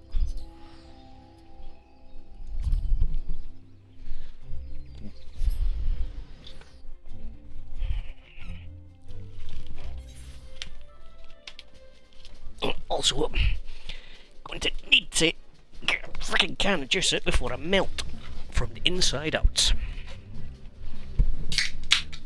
Ah, oh, sweet, delicious liquid. Right,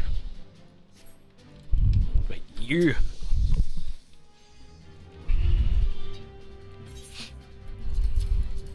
Pain in the arse. Thank you, friend. Grand thing you've done for me, so it pains me to tell you I can't hand over the book just yet. See? I have to earn a lot of gil to free Gijasana. I can't very well do that if I fall from Rowena's good graces. For God's sake, sorry. Rowena's ordered me to toss a heap of old tomes, too mouldy to be selling, into the furnace. I've no clue why. I have to do that before speaking to those with custom. I have no notion how long it will take me to set fire to the lot, and it's twice a pity. I could incinerate the whole heap in an instant if I only had a furnace ring.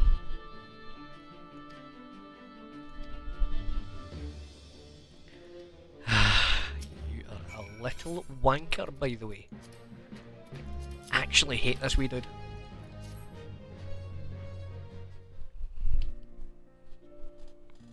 "12, be praised, you've done it.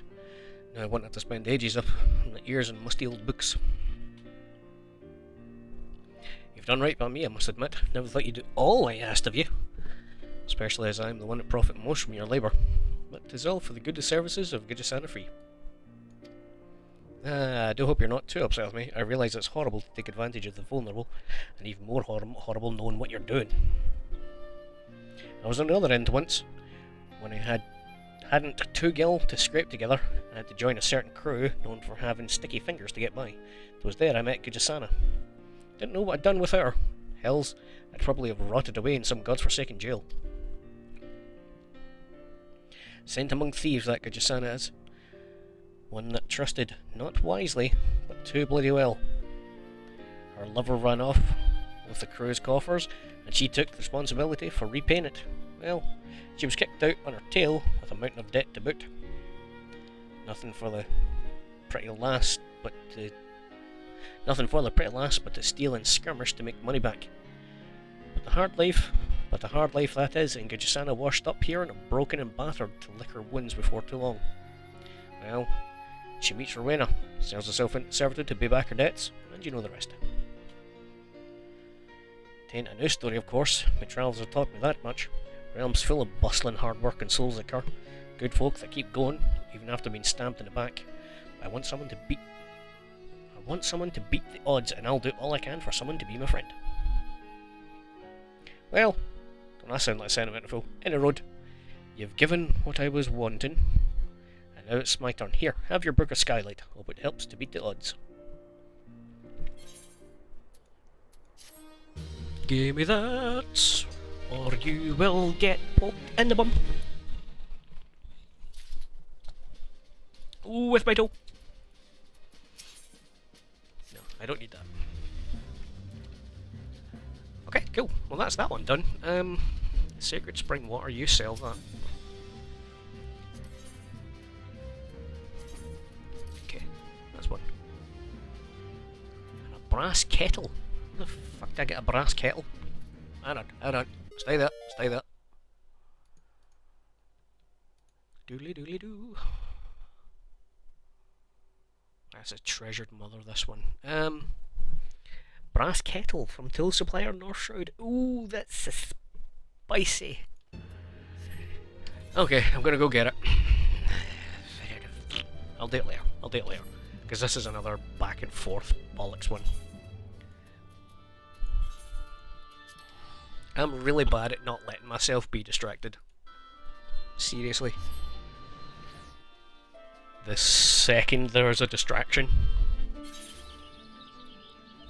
Right there. Conjurer's Guild, please.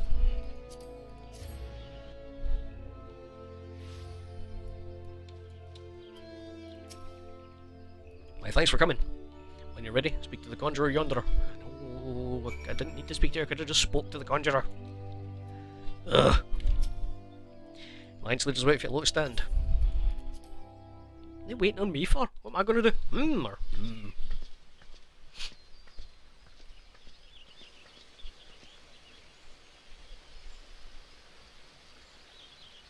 Change has come to the Garlean Empire, and we must discuss the implications. The rumors are true, then? The War of Succession is ended? It is.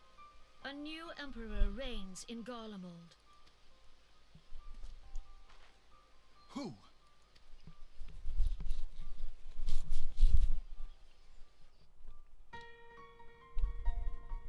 The birth and all too rapid expansion of the Garlean Empire is commonly attributed to the strategic brilliance of Solus Zosgalvis, yet he did not rule alone. Several members of the royal household also distinguished themselves during his reign. Nevertheless, it was the eldest son who stood to inherit the throne, until his most untimely passing. I thought us fortunate when I learned that the Emperor had died without naming a successor.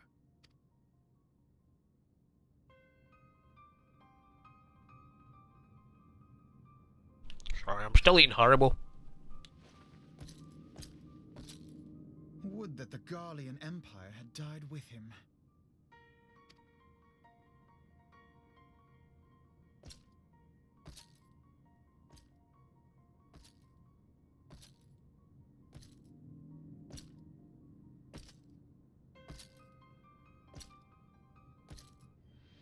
Twas the grandson and his uncle who had the strongest claims, was it not?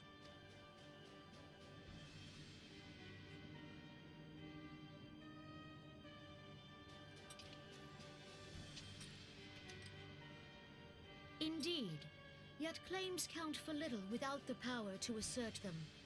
High Legatus Varus Ye Galvus is a respected military leader, not so his uncle.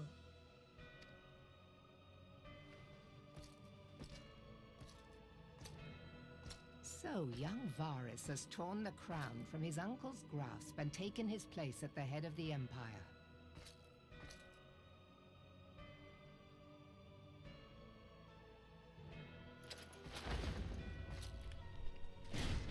I've eaten so many Haribo that my jaw's starting to hurt. There's hardly any of the bag left.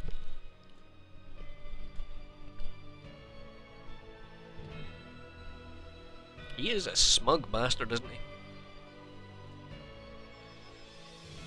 Given the troubled nature of his succession, the new emperor will require time to seal his grip on power. Yet have no doubt but that he shall, for there are none left with strength enough to oppose him. Welcome back, Rare Parrot? What? Why Rare Parrot? What is Rare Parrot? I don't understand Rare Parrot. Is this a Twitch thing that I don't know about? Old man yells at Cloud. Since the success of Operation Archon, the remnants of the 14th Legion and the forces occupying Alamigo have done naught but fortify their positions. But you can be sure they'll be ready to march on us again, if their Emperor gives the word. When, not if. They say this Varus was so set upon Eorzean annexation that he spoke out against the Meteor Project. Plainly, the new Emperor's intentions are of great concern to us all.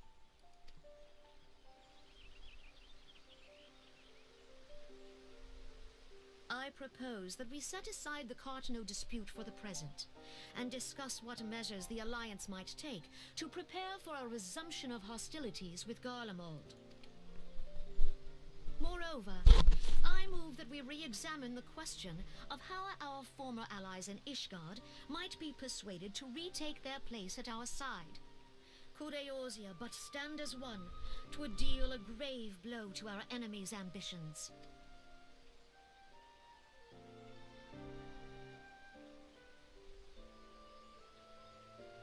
I'm just happy to be there, aren't I?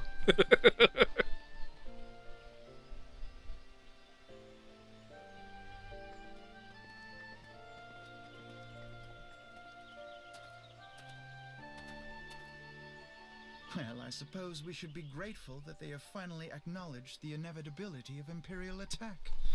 Who knows? They may even do something about it. If only the leaders of Ishgard would follow their example and stop hiding behind their gates, praying for the coming storm to pass them by. But that is a discussion for another time.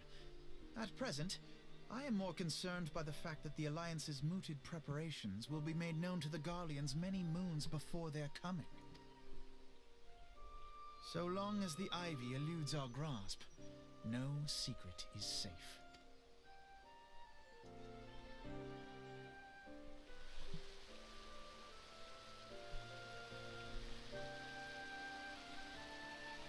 Bye, guys.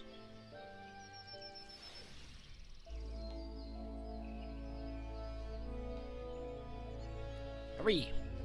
Hello there. It will not have escaped your notice that the nations of Eorzea are no nearer to being of one purpose, despite the protestations of the contrary. Plainly, the threat of a resurging Garlemald is not enough to stir them. Sir? Sir? What? Pardon? Tiny Otter with a lantern, going about his business. What you doing? Hold on, Arfno, I don't really care what you're saying, but I need to get through this, but... Otter? What the fuck? Anyway, deep-rooted mistrust amongst the citizenry. The nation's leaders must first... The nation's leaders can come to all understandings alike, but their unity means little to less to the common folk. Take the Laminsons, for instance. Admiral Merlin outlawed piracy over a decade ago. Foreigners still picture the nation as a haven for grok-swilling, wooden-legged cutthroats. And likewise, the Gridanians are mocked as hermits who talk to trees, and the Uldan scorned as swindlers who worship coin. Now, such sentiments are entirely without grounds, of course.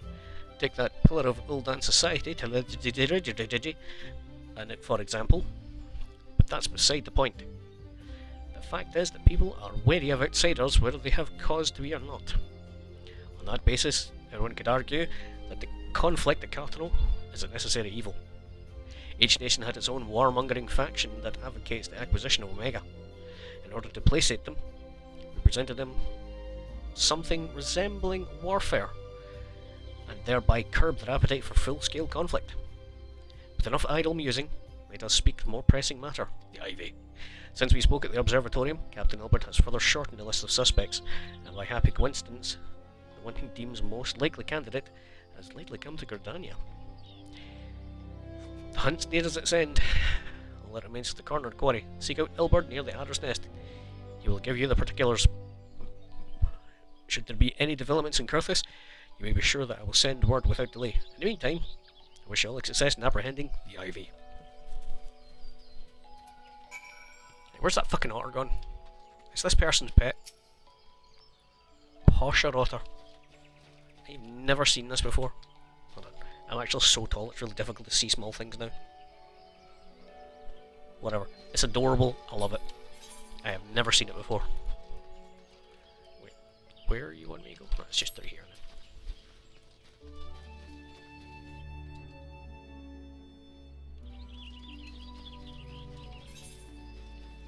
Oops. Ooh, Ramu Extreme.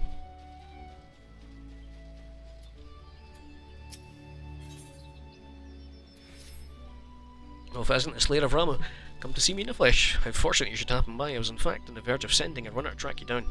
I had some troubling news from the cells of Little Solace. Appears the Lord of Leven walks the 12 Wood again. From what I understand of the Elder Seedseer's explanation, your last encounter with the Primal was a relatively peaceful affair. That was a battle, aye, but one for which Ramu did not begrudge your victory.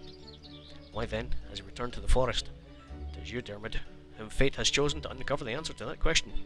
Seems Fraxel, the Self-Elder, would discuss the matter with you personally. Speak first with Delexia and Little Solace. She will announce your arrival to the leader. And I would also consider it a favour if you could pass along what you learned to the Silence. As I understand, Arkan Oriange is a keen scholar in the field of all matters primal. Pray take your final report to him. Oh, wait. I thought, did they not say the Adder's Nest? They did say the Adder's Nest. He was just there, Brian. You fucking idiot. My thanks for coming, son. Doubtless the commander's informed you, but we have unmasked the Ivy. From this point, must proceed with extreme caution.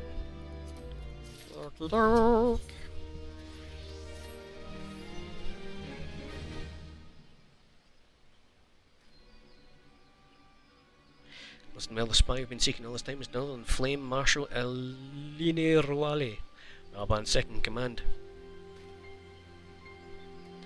Prior to joining the Mortal Flames, she was a mercenary of no small renown. They say her skill with a polearm had to be seen to be believed. Of Ishgardian birth, she's a highest-ranked foreigner in the Immortal Flames, barring the Flame General himself, of course.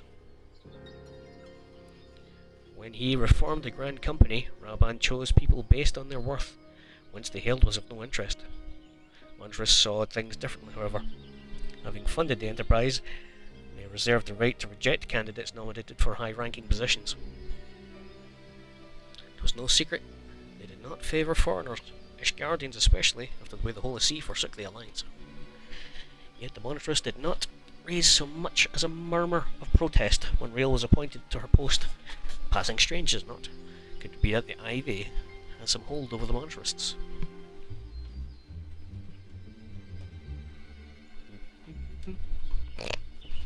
Imagine all the scene was a bunch of spikes poking out over a rock. Fuck off, I'm a hedgehog! But these revelations are secondary to our current mission.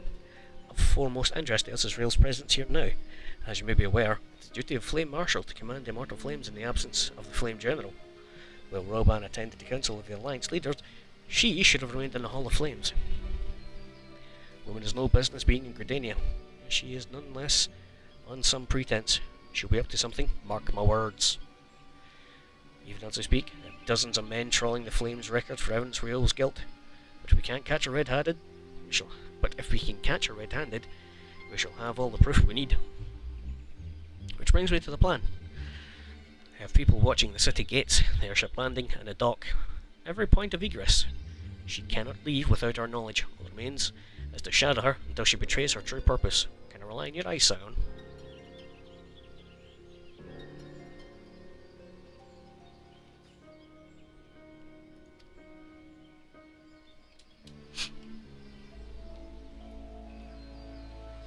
I mean, really though, like, there is nobody less suited to stealth than me right now.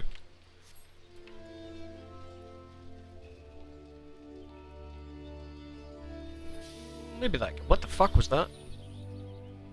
Ah, somebody put up a shield. I am now being healed.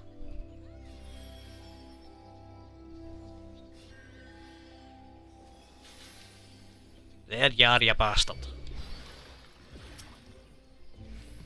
I can see up your skirt! Gee! Wait. I was next to the guy. I seen a blue thing and get distracted. Rael is heading in the direction of Blue Badger Gate. With me, Scion. Why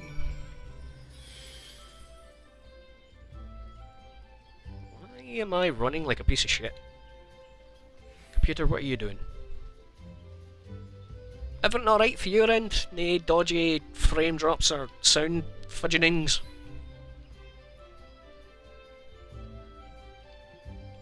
This is just... It's just not... It's not running quite as smooth as it normally does. Very bizarre. So Riel has entered the Caroline Company. Meeting someone perchance? Could it be that she means to board an airship? Be look for everything. If she's not near before, try the landing area below. One of mine is stationed there. She may have seen something. If Femi is her name, I shall remain here in case Riel reappears. Nah, is that all fine? Well, that's fine. I don't care if it's like blubbing up from my side of things, as long as it's alright for yours, because that's the whole point of the fucking stream on it. Hello! Have you seen a woman? Such an unexpected pleasure. What brings you here? Social visit, how pleasant. No, she did not come this way. I've noted every passenger on board and any resemblance. Well, don't let me keep you. Ciao.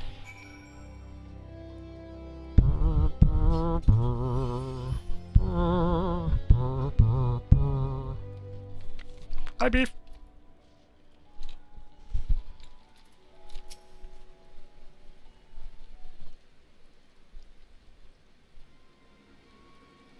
Hold on, I'm updating the name of the stream.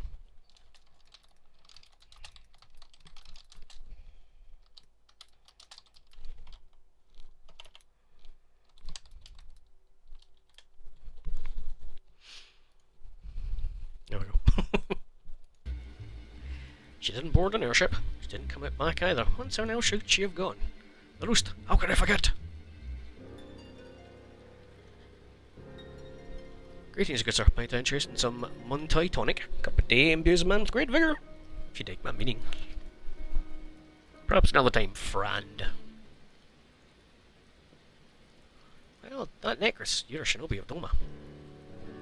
The woman you speak has left Gridania by way of Wet Shore Pier. She was attired as a merchant, but these eyes are not so easily deceived. You must take your search to East Shroud. Rest assured we shall continue to support you from the shadows.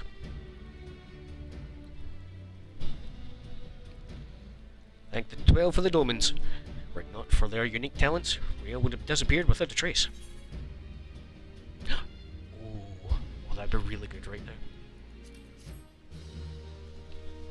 Oh, why can't I have coffee past a certain time of day? Oh yeah, because I have sleep trouble, so that's not the fucking point. Nope.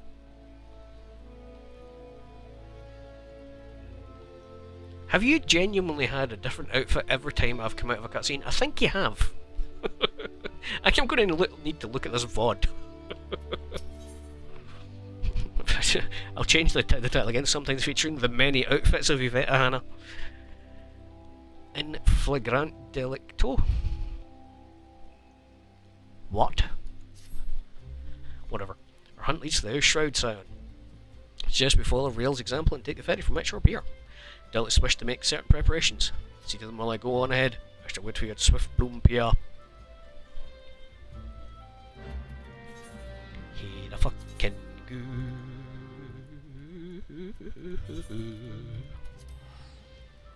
I'm yawning!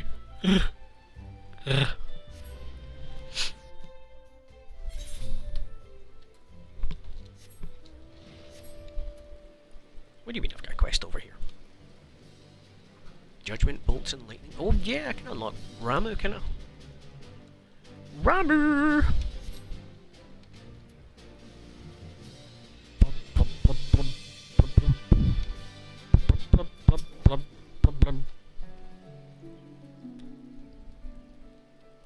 Walking One is here.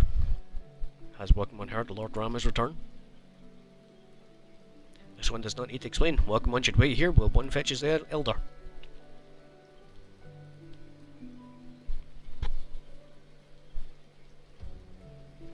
Walking One is most welcome these ones home. Gentle sighs of the winds and trees and brooks told these ones Walking One's peaceful words with Lord Ramuh. These ones also heard the Thunderous One challenged Walking One to battle. Certain that Lord Ramuh was pleased with this one, with Walking One's strength. And such strength Walking One has. Arrows shooting ones often tell grand tales of Walking One. And these ones are glad to call Walking One a friend. It's the terror, it does wonders. But this one must warn Walking One.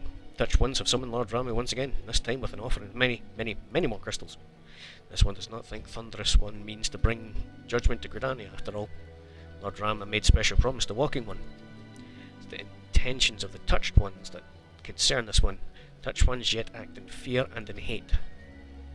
Even should Lord Ramuh ignore Touched Ones' destructive wishes, his presence alone drains the land of Ether. And not just Gridania, but the entire realm that the Thunderous One threatens.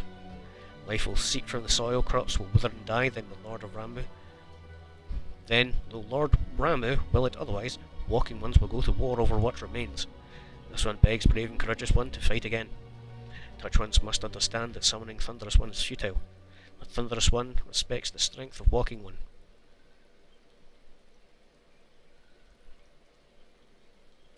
Thank you. No, you do the right thing. Walking One knows how to visit Striking Tree. Touched One Aetheryte found in the domain of the Touched Ones. Walking One soon be face to beard with Lord Ramuh. These ones will listen to the forest voices. Womp womp. Care for a quick distraction to punch Beardy McFace? You're in another outfit. Fucking goddamn it. Directly into the anus. Gaze into the anus.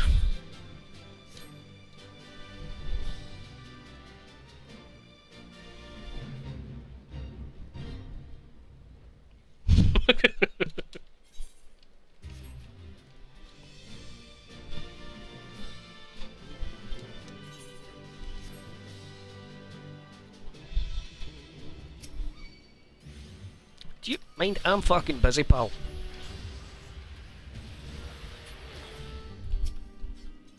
I don't think he cares. Because he's dead. Striking Tree! Are you ready for the Striking Tree?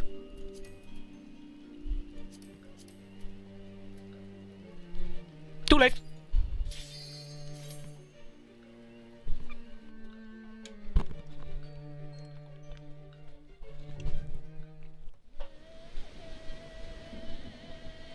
Round 2 with this summoning thing. Oof.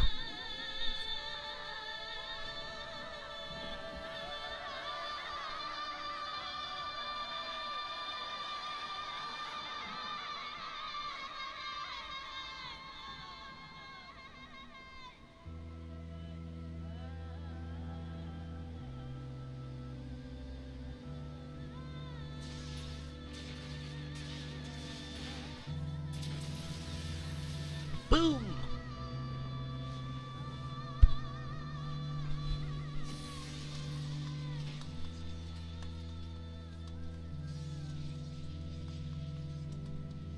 Hi, it's me again. How you doing?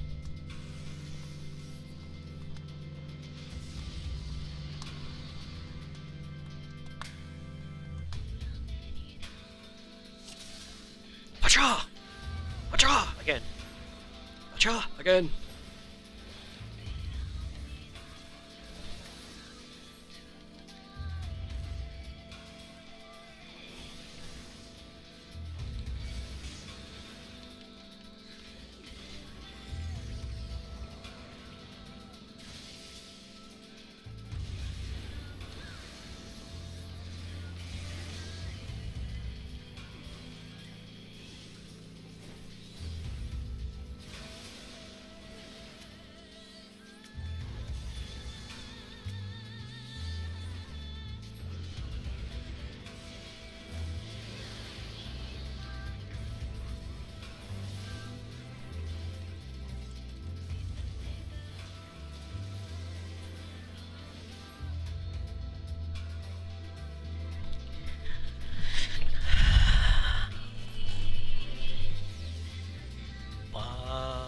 Body. God, Ramuh's so fucking cool. That's another one actually, Ramuh in 15 is fucking brilliant. 6 bits of loot. What the frickin', did I just get one of the ladders? Holy shit. Sweet. Dude, I got one of the mounts. Hey! Holy shit! That's fucking cool. Alright. Okay. Just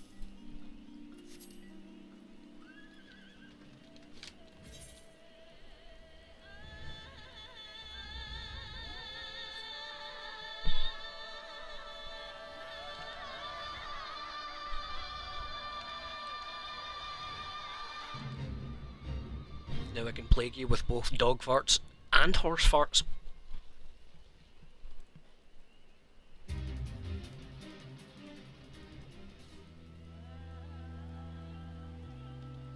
Ow.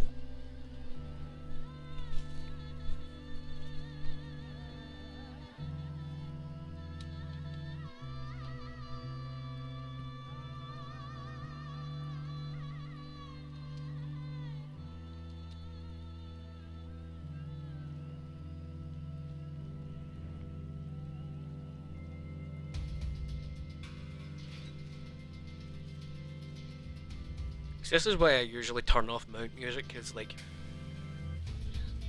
songs just cut in and I'm done, you know? It's a bit annoying, but whatever. I'm going to turn it off now.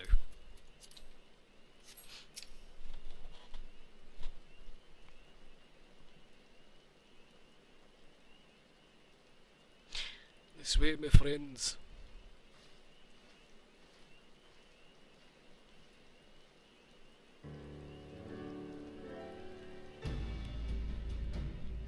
Your quarry makes for Hawthorne Hurt. If Rule is truly the one we speak, we can expect that she means to make contact with her Garlean masters there. An explanation is in order. You're no doubt aware that the Garleans have their own method of communicating over great distances. Well, our ingenious friends, the Garland Ironworks, have provided us with devices which disrupt these communications. We've installed them around the city-states. In doing so, we've made it difficult for Imperial agents to correspond with their masters. Rue would thus have no choice but to rendezvous with her Imperial contact directly. Yet, as a well-known face of the Immortal Flames, she can't move about Thanalan without being recognised. It would only be a matter of time before someone saw through her disguise. It is for this reason, I believe, she has chosen the Black Shroud for her clandestine meeting. The Elazin are a common sight here, and her comings and goings are not likely to turn any heads.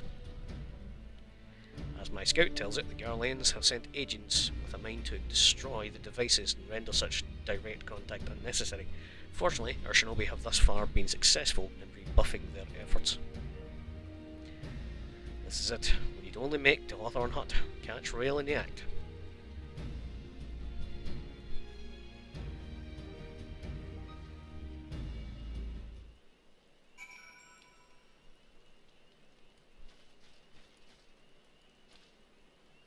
That's really nice, that outfit. Is that the... Fuck, you can get that stuff in Charlene, can't you? Ta-da! Just step forward and get launched the fuck. Oh, fuck! You pardon me, you brawly. Now you get the dog butt.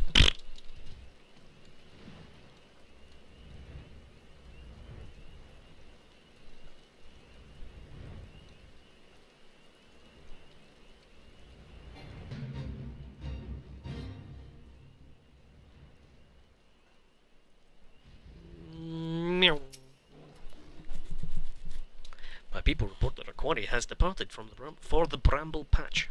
The Ivy returns to the Gnarls when she came. Perhaps it's all for the better. To convince someone of her standing, we will require damning evidence against her. What could be better than to catch her in the act when she meets with the Garlean Masters? My countrymen and I shall lie in the shadows. Tread warily, my friends.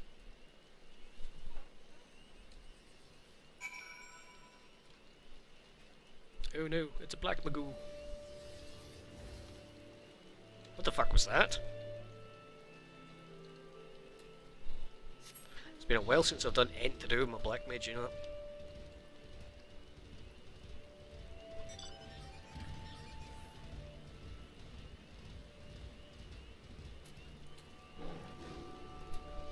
that? My mount's bigger. Jesus fucking Christ!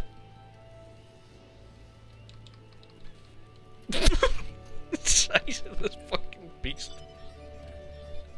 Your bike can ride my bike. Fucking hell. Oh, I love being tall. It's so comical after being so small for so long, you know.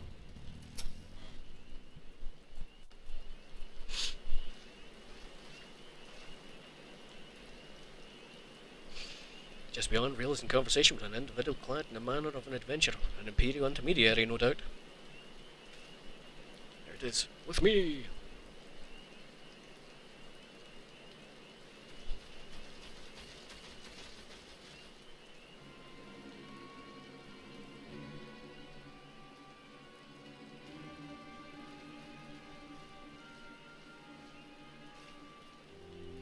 Flame Marshal Lane Rail, you're under arrest for treason and espionage. You're followed, you bloody fool. Now you die.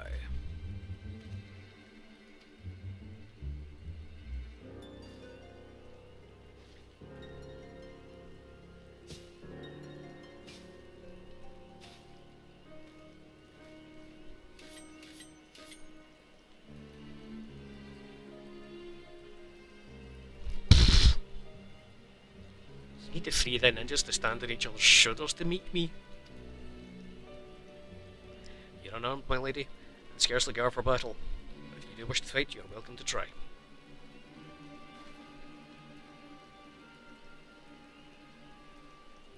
What's the meaning of this, Captain? You would arrest me for strolling in Twillswood. Last I looked, there was no crime. It was conversing with passing strangers. Clearly armed with Garlean shield and sword. If you don't think of something to say, there's plenty of time to say it later. Now come quietly, or I shall make you wish you had.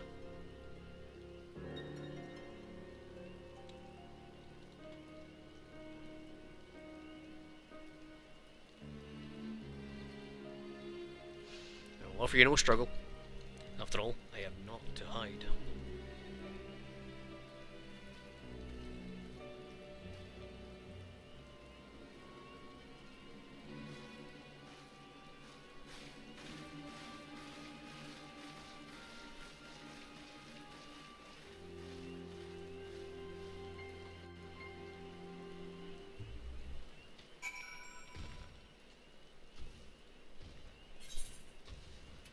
Hello. Even a warrior of Rail's renown could not have hoped to escape by force. Despite her claims, her surrender does not bespeak of innocence, but an awareness that her position is untenable. With the ivy uprooted, there's hope that tendrils she... Beef, are you fighting something? Is that what I'm hearing? Oh, it's maybe them, okay. Flames will wither, but mayhap people of Ul'dah will have the grand company they deserve. Let us speak of the present. You are fighting something. Try to fill my bloody inventory full of shite, you. Let me ask, what will you do now? I've got shit to do. Sign seeking a way into Isart's sanctum. Dare say you're eager to return to the Rising Stones, but don't let me keep you. Fear not, my countrymen and I shall attend to the aftermath. You need not waste your talents here. Speaking of talents, have you considered training the art of the shinobi? You have an aptitude for it, I believe. So please give some thought. Till next time, my friend. Wonder if she would have said something if I was. More downer. Ready for a free teleport, Beef? There she goes, just in the distance. Can you fill my inventory with shite now from indoors, can you? Yeah.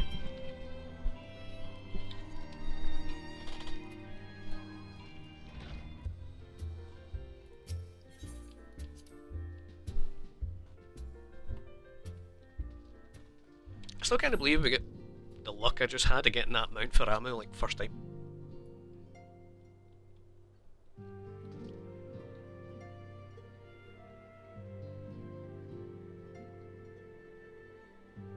Right. Can't believe the luck I had.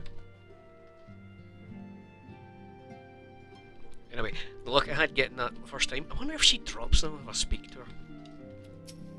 Nope, she keeps going. Okay, Tara. Okay.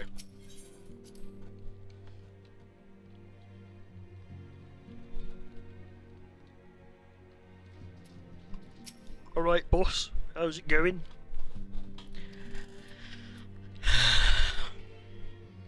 Charge of treason and espionage against Lane Rail? I scarcely believe it. Could there have been some manner of misunderstanding? No, it avails us not to dwell on it. Whatever the truth may be, we must trust to the authorities to uncover it. Let us speak of another matter.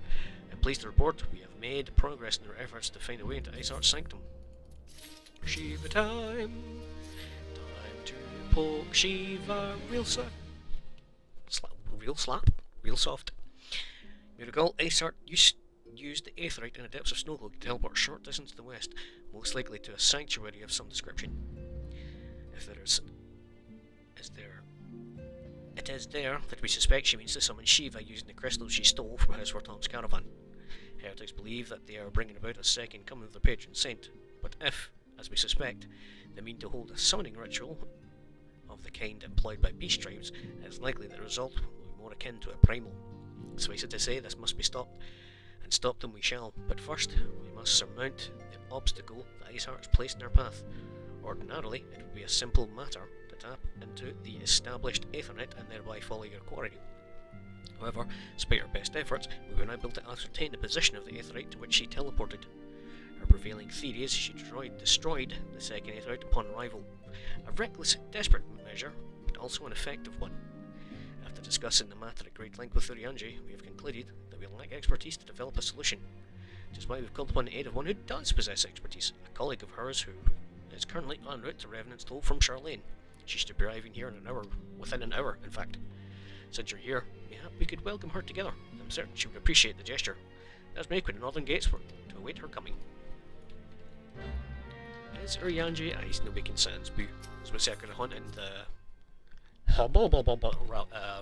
Ramu. I keep going to say Ralgar. That's the wrong Thunder Daddy. Still going.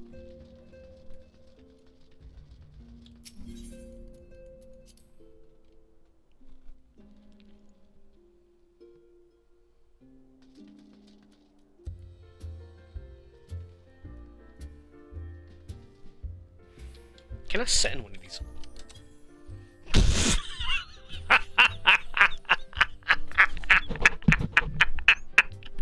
Don't mind me, pal. I just needed a wee seat.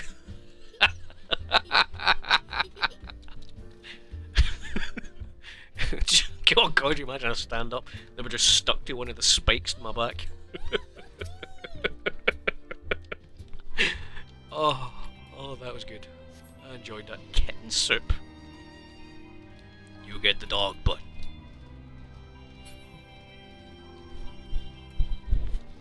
Whoa.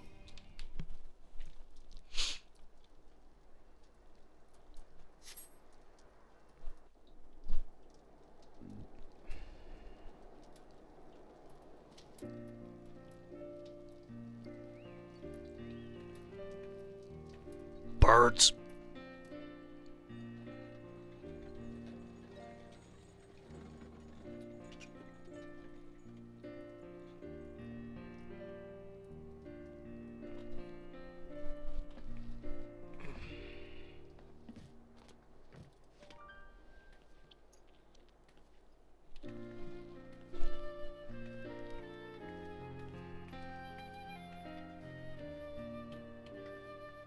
Hello. Minfilia, am I right? None other. I bid you welcome to Revenant's Toll, and thank you for traveling so far on such short notice. As if I could ever say no to Urianger. Moonbreeder is an accomplished Charlian scholar, and an authority on Aetherite technologies. She has played an invaluable role in our search for a means to capture Ascian souls. Charmed, I'm sure.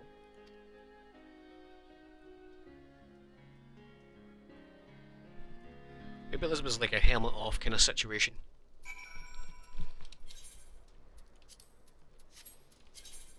What does he have got usable?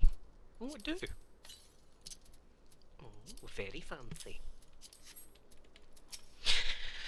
Let's return to the Rising Stones at once. We have much to discuss.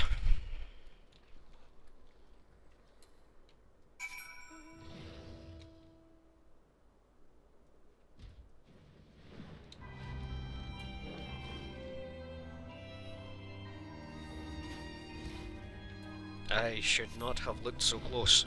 My eyeballs. Dog's ass. Dog's ass.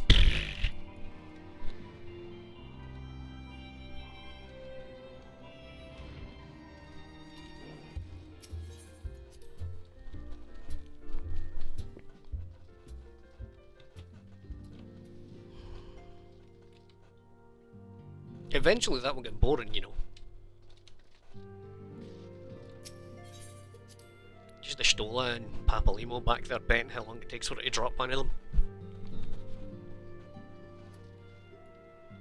I'm just saying though, right? Right? Right? Oh, anyway, I'm gonna stop being thirsty.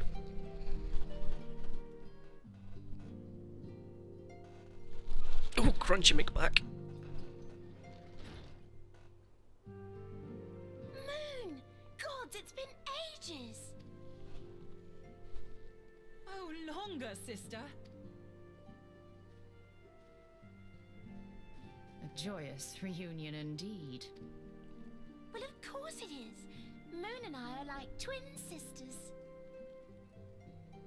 You know what twin means, right? Right? Save in appearance and aptitude. Ugh, I can't believe I just agreed with an onion.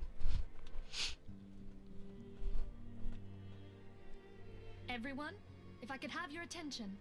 No, I've already forgotten what we're talking about. I haven't started talking yet. Exactly. Backflip. We have with us an esteemed guest who has come from Sharlayan to assist us.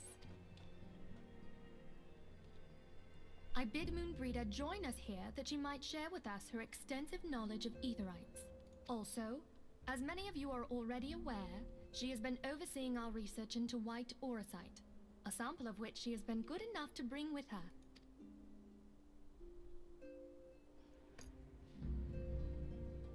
Well, I had to come, didn't I? You'd have to be bloody daft to turn your nose up at a chance like this. Where better to conduct my final tests than a land so steeped in ether you can taste it? 'Tis plain the passage of the years hath done little to dampen thy youthful spirits, and nothing at all to reform thy youthful manner.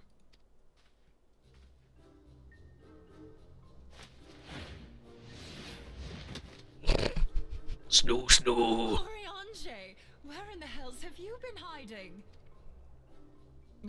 Unhand me.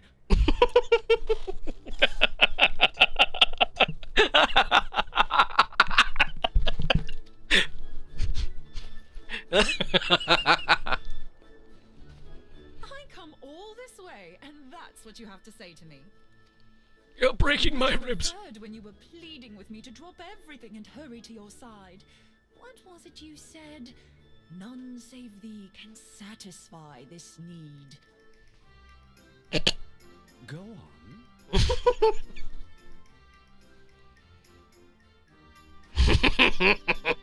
Thine artless attempts to misrepresent mine all too innocent motives do thee little credit. Mine intent, as well thou knowest, was but to impress upon thee the gravity of the circumstance. Lest thou doubt, a deiform entity shall shortly be summoned, save if thou and no other grantest my compeers thine aid. You still haven't found it then, your missing Aetherite? We have not. No. We know that Iceheart teleported to an Aetherite not far from the first. Yet even after careful analysis, we could not locate the second beacon. We now suspect that the heretics destroyed the second Aetherite to impede our pursuit. Our allies continue to scour Snowcloak for Iceheart's sanctuary, but we have no guarantee that they will find it. Yet it must be found, for even now Iceheart prepares to call upon Saint Shiva. I'm sorry, but if the Aetherite's been destroyed, then that's that. Although, you're absolutely sure she used the first Aetherite, are you? She didn't just use teleportation magics? One of our own bore witness to her escape. I can say with absolute certainty that Iceheart used the Aetherite.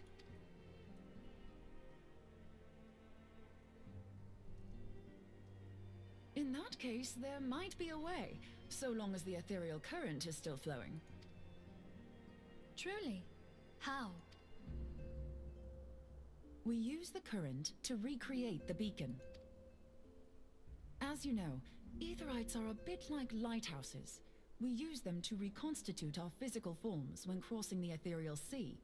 Without them, we'd lose all sense of direction and our essence would dissipate. However, we don't rely solely on these beacons. There are currents of ether which flow between them. Currents which help guide us to our destiny. Now, these currents will gradually dwindle away to nothing if an aetherite is destroyed. But if even a sluggish flow remains, we could theoretically use it to direct a surge of concentrated ether towards the void left by the beacon, and thereby fill it up again. Like opening the floodgates to fill a dry riverbed. Though, correct me if I'm wrong, but would we not need a veritable reservoir of ether? In concert, we might manage to channel a sufficient volume, yet that is not my chief concern. To direct the flow of so great a volume of ether with the requisite precision would be a nigh impossible task in itself. I barely succeeded in facilitating travel to an unattuned beacon. That which you describe sounds considerably more difficult.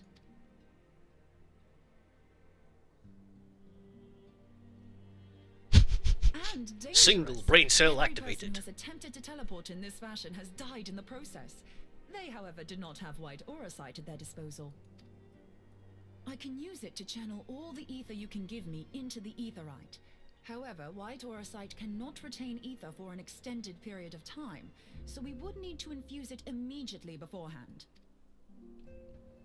Just so you know, I'd confidently give this plan better than even odds of success. And if the worst comes to worst, your people won't suffer. Though it risk the lives of our best and brightest, we have not the time to seek other options. If the ethereal current still flows, we shall carry out Moonbreeder's plan.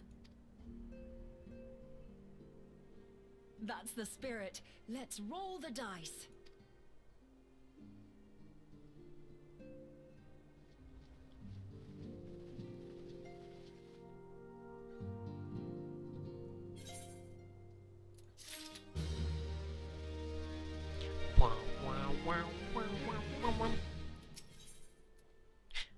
Okay, I voted in for Daphno for plan to recreate the beacon in the manner Moonbreeder described.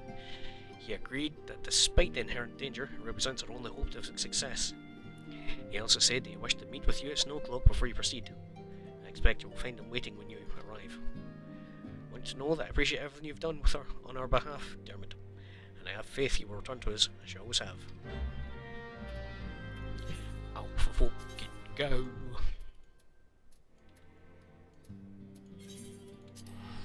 Camp Dragon Head. How in the fuck is it 10 o'clock already? Jesus Christ. I don't want to go too much longer, because the family people be in bed, and they will assuredly be sleeping. But if I can at least get to the point where I've unlocked Shiva, I can quickly kick her ass, and then I'll just kind of do that last wee bit of story that leads up to the next dungeon in the next stream. Because I've, in theory, got everything I need for the next stage of Relic. I don't think the final stage requires anything from a dungeon beyond this. Maybe.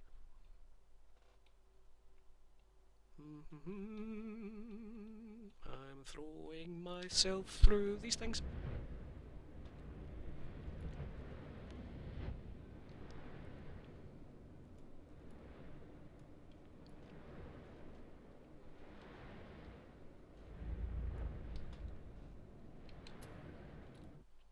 Let's see. Do we text? This phase is...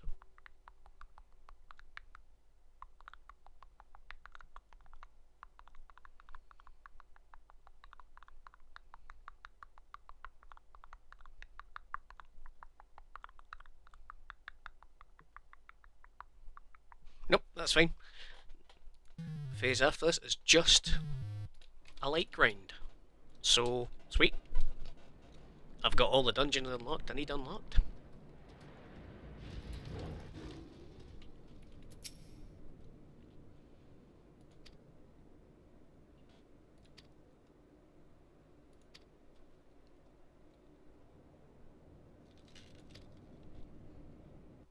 This quest unlocks Shiva. Cool, so it's plenty of time to get in, kick her ass, and do the wee follow-ups.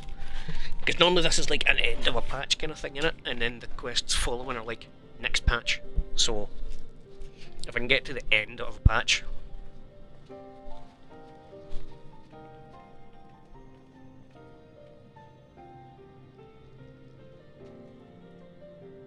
Like it.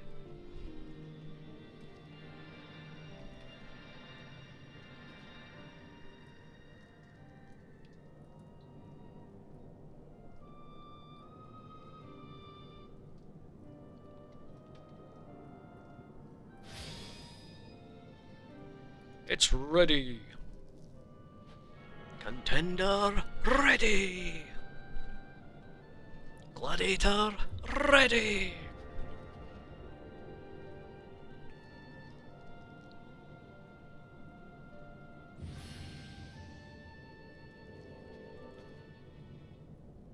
Don't murder Shiva too fast.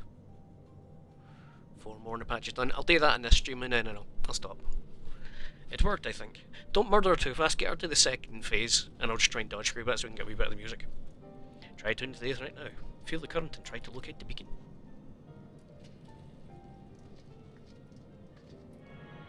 Man, I really did make it pretty rugged, didn't I?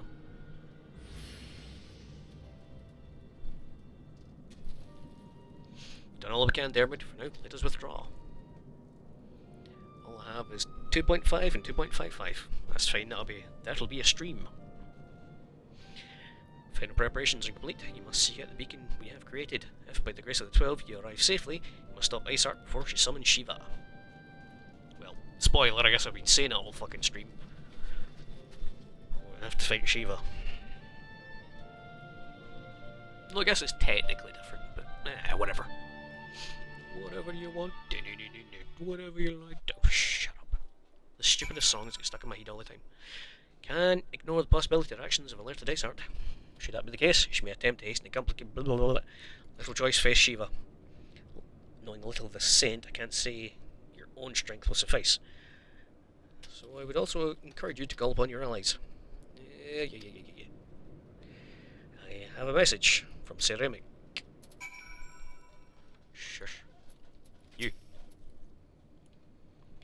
Madam Ceramic regrets that he could not be here in person. Asked that you read this letter.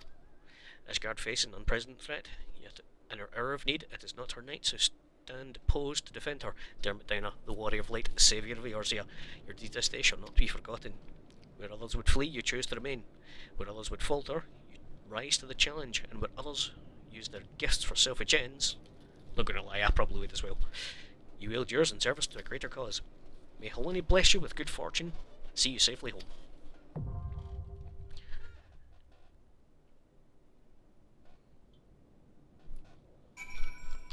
Onward!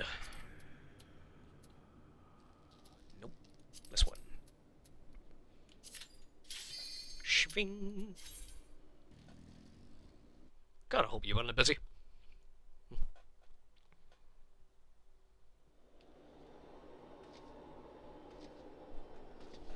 Hi, bud.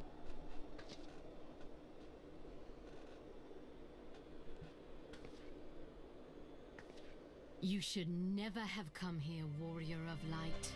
I labor only to forge a lasting peace. A peace you would deny us out of ignorance and blind faith.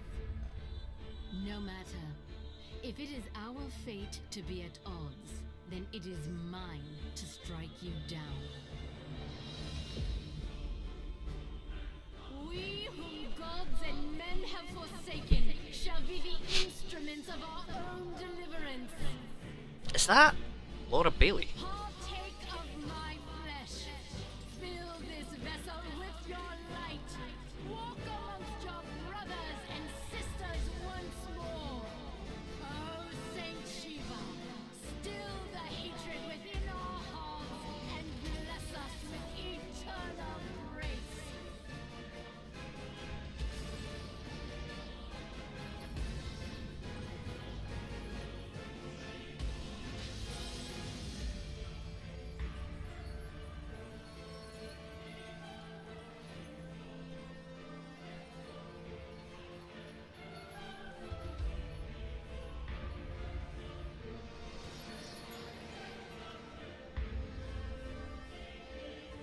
Like seriously, you want to talk about like being selfish with my powers rather than joining the greater good? Right now I'm boiling. I would summon Shiva just to be my air conditioning. Whatcha?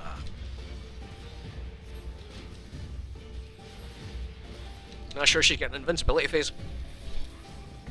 You know, that being said, she is dying very fast to even be. Ah, you're doing the melee thing. That's alright.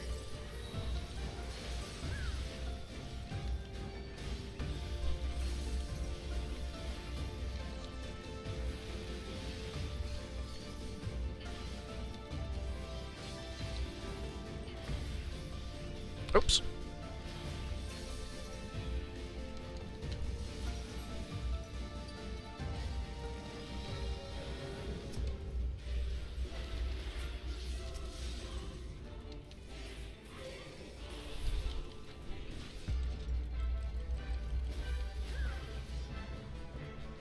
These just look like weird Pokemon, don't they? I get the aesthetic they were going for. It's very like, I want to say dwarven design, you know what I mean? It looks like it should be rocks. It's got that kind of aesthetic you would expect for fantasy dwarfs in their helmets. Does she not do a phase 2 in this mode? Ah, she does, here we go.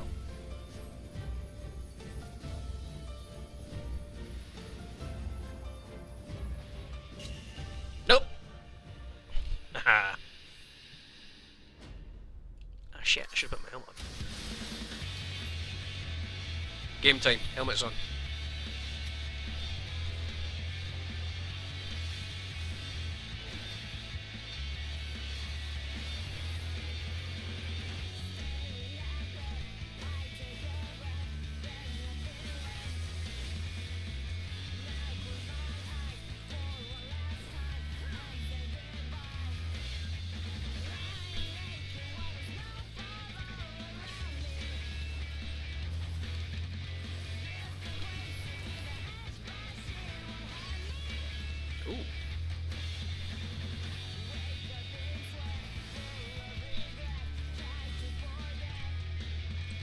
Such a fucking good tune, though, isn't it?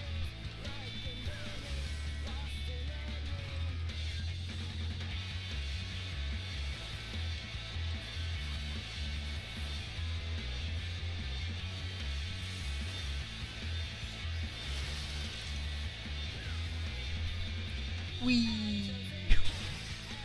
Wee. Aw, it stopped. No.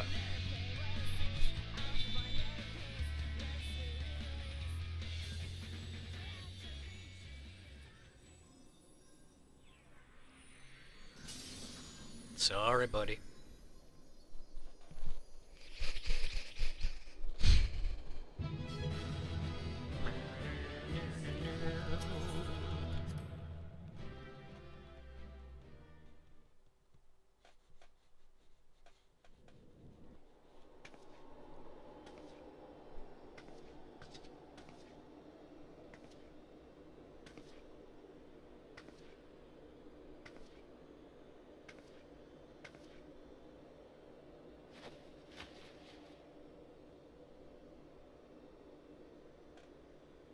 Fool. Blind, bloody fool.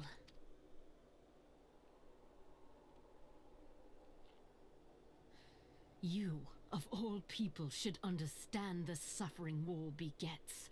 That no sacrifice is too great if it brings an end to the violence. Mine is the righteous cause.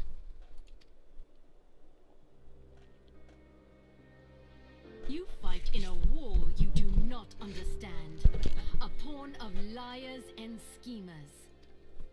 And they are no less ignorant than you, following the creed of their fathers without question, never thinking to ask why. Trapped in a delusion of their own creation, and blind to the truth.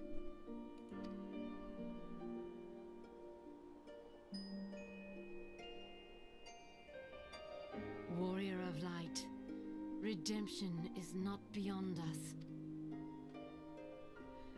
We who walk before may lead those who walk after. like the keeper of the lake. See with eyes unclouded. Okie dokie. Do not squander a mother's gift.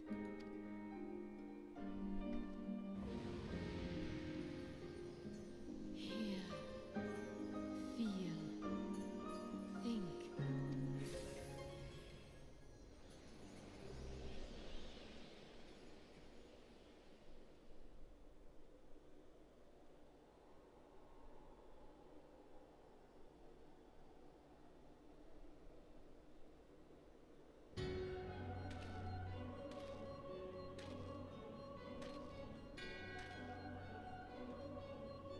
And so the vessel withdraws, a predictable outcome. Nevertheless, La Habrea will be pleased. How unfortunate.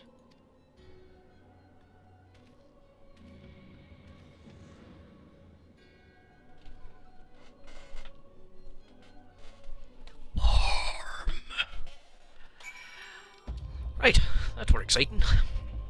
Well, the 12 you're alive. I mean, of course you're alive. Why wouldn't you be? Hey. Iceheart did what? And you're certain about that, are you? Dravanians are skilled with glamours, after all. Look, if you say that's what you saw, I believe you. It's just that I never heard a primal being summoned like that before. Are you sure you're not injured? Head trauma has been known to cause hallucinations, see? No? Fair enough, was just asking.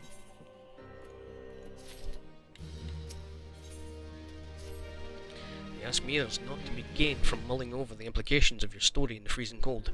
Let's save it for Rising Stones. I'll get everyone to meet us there. Before you go, best to pay a visit to Whitebrim Front and speak with Alphino. He's probably worried sick about you. That, he's busy playing politics with Ace Guardians. Either way, I'm sure he'll be delighted to see you, Hale and Harry. Speaking of which, you don't have a headache or anything, do you? No? Blood vision? No, no reason. See you again soon. I like Midbreeder.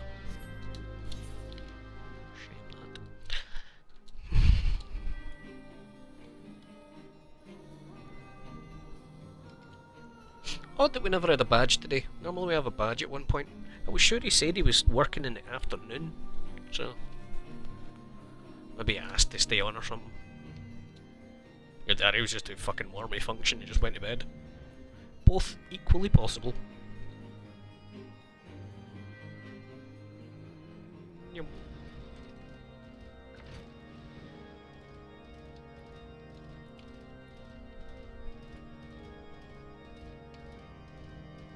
There we go.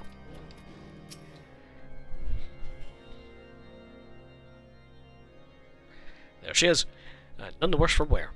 Was there ever any doubt that the Warrior of Light would succeed? Yes, there was some. But anyway, I think I shall speak for us all when I say I should like nothing more than to hear the stirring tale of your victory, if you'd be so kind.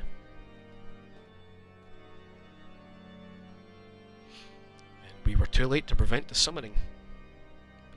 Not too late to prevent further loss of life, an outcome worthy of celebration, and one for which we have Dermot to thank. Yes, you're right, of course, Sir Emmerich. We should be content with what we have accomplished. Okie dokie. I, for one, could not have wished for a better outcome. Shiva is no longer a threat, and the heretics have been routed. Aye, there is the matter of Iceheart's escape, but she can't run forever. Whether it takes days, weeks, moons, or even years, my knights will find him. In the meantime, Lord Dromon, is the caravan ready? Supplies that your men recovered have been prepared for transport in accordance with your wishes. Rest assured that my knights will see them safely to Revenant's Toll. Of that I have no doubt. Take it these are the self-same supplies the heretics stole from House Fortamp's caravan. Lest the crystals which compromised the bulk of the shipment, yes, scarcely a fraction of which was promised, but a meaningful contribution to your cause all the same. Oh, on an unrelated note, Dermot, might I trouble you to accompany me to Camp Dragonhead at your earliest convenience? It is not for my benefit. A certain lord was most distressed when he learned of your intent to risk life and limb to stop Iceheart. Took half a dozen knights to restrain him, I am told. Yeah, I like this dude. When men give vent to their anxieties in a myriad ways, pray don't think less of them. I don't. If anything, I respect them more. Oh, I was doing that to open my map. Hello, there's a behemoth.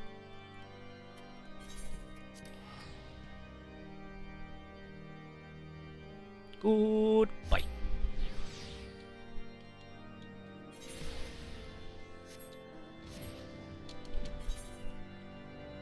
Wait, here? Here. Hey, bud.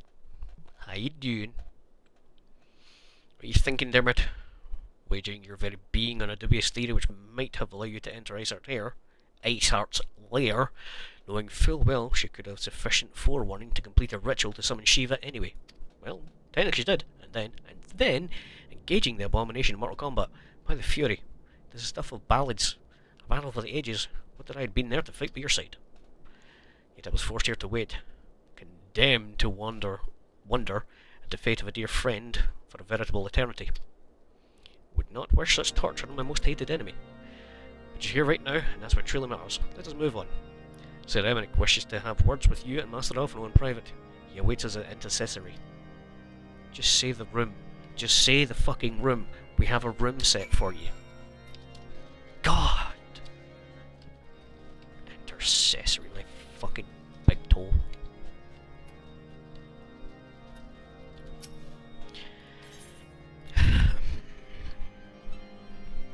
Enter the intercessory. Shut up. It's a fucking room. A private room, if you must. On behalf of the Holy See of Ishgard, allow me to express my deepest thanks. Never before have we been required to contend with a primal. Indeed, there were fears in some quarters that our knights might not be equal to the task. From what we have now learned of these beings, I can say with certainty that we would have lost a great many men had the Scions not intervened. Then the argument for preemptive action should be self-evident. Perchance now you will reconsider my proposal that Ishgard move against Nautalon. Ere we first met, a similar proposal was tabled, but the Holy See decreed that we were to observe, and that military action should be taken only in self-defense. All things considered, it was not an unreasonable decision. Since the calamity, 2 vigils have fallen to the Horde, while Garuda has never shown any inclination to storm the gates of judgment. Which is why this unprecedented crisis and its resolution may prompt a change in policy. You who have faced these primals know well the threat they pose. Ishgard did not. Not until now. And there is naught like a brush with death to change a man's outlook. At the very least, this should silence any lingering objections to our arrangement with Revenant's Toll. The Holy See may even feel moved to grant us its formal endorsement. So far as it is possible, the Scions shall be compensated for their service. We should be grateful for any aid you can provide. As a gesture of good faith, I shall withdraw my previous request. Your people are doubtless needed elsewhere. That will not be necessary. We too have a vested interest in watching Dravania's movements. I see. Once more, I must thank you. Sir Emmerich, if I may, do you truly believe that Midgard-Zoma could return? The heavens are a window unto truth, but those who interpret their movements are not infallible. I requested your involvement as a precautionary measure. But of course, you sought an excuse to compensate us from the first, mindful of what would happen if Revenant's Toll were taken by your enemies. Ishgard is not wont to aid its neighbors, but that does not preclude it from manipulating them to serve its own interests. Choose your next words carefully.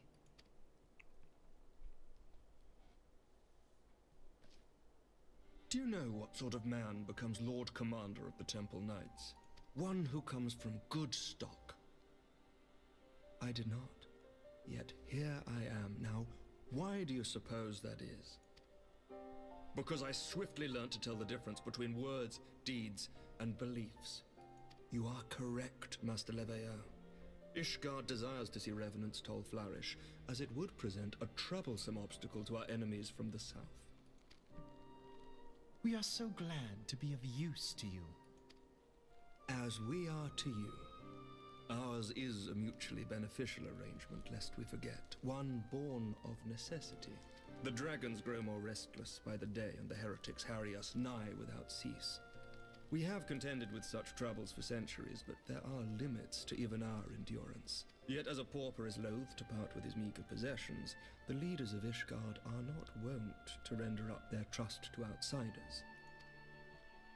But with perseverance on our part, they may yet be made to see the light. Nevertheless, one must take care when walking the road less traveled.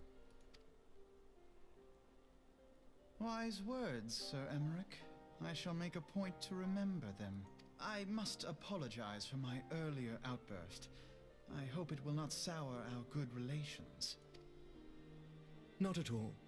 You but spoke from the heart. I trust you understand that at times my duties may prevent me from meeting with you. On such occasions, my second-in-command will speak for me. Lucia, at your service. Pray excuse our reticence. We are but wary of speaking too freely, lest our sentiments be made known to our enemies. Know that the Lord Commander and I are of one mind. For the sake of Ishgard, and of Eorzea at large, I pray our peoples can put aside their differences. Those who dwell in the past risk losing sight of their future. Should aught befall one of our shipments, pray inform Lucia immediately. You may also relay to her any words you might have for me alone. Not being of Ishgardian birth, she owes no allegiance to any noble house, making her as near to incorruptible as one can find in my homeland. Suffice it to say, I trust her completely, and so may you. Which reminds me, Lord Orchefort, if you would be so kind. Certainly. In times such as these, trust is ever in short supply. Mayhap this will go some way to rectify the problem. The results of our investigation into the heretics' recent attacks, as well as our interrogation of the merchant you detained. Sir Emmerich, I cannot thank you enough. Think nothing of it. Ishgard may be many things, but it is no friend to Garlemald. Did I not tell you to have faith, my friend? I don't know, you say a lot of words, buddy. I can't be expected to remember them all.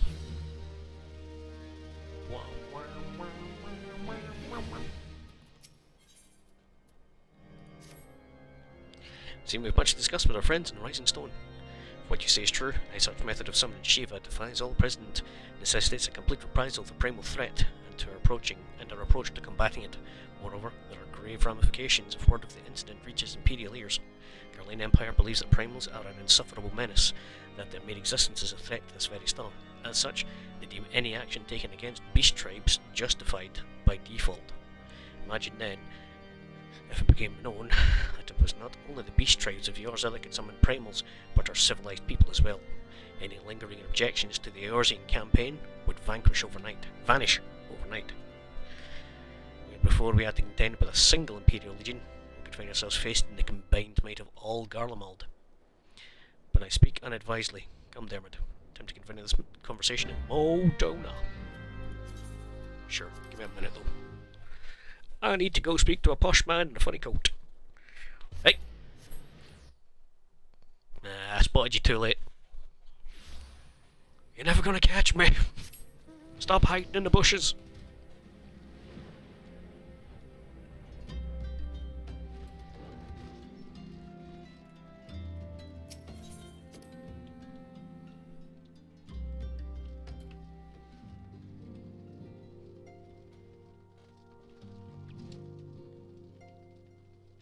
Hold on. I should repair. Not that bad, I guess. Hi, you. Greetings, Dermot. I would not discourage the company if you cross threshold to the Waking Sand mere whim. Thou require mine aid in some matter. Aye, Ramuh. Our 11 was returned into the forest. The selves challenged the Haggin with swiftness in their summoning, and the account doth paint a most vividly and thy account doth paint most vividly the image of Ramuh's amplified energies. Fear the touch ones too, ambling sacrificial ritual.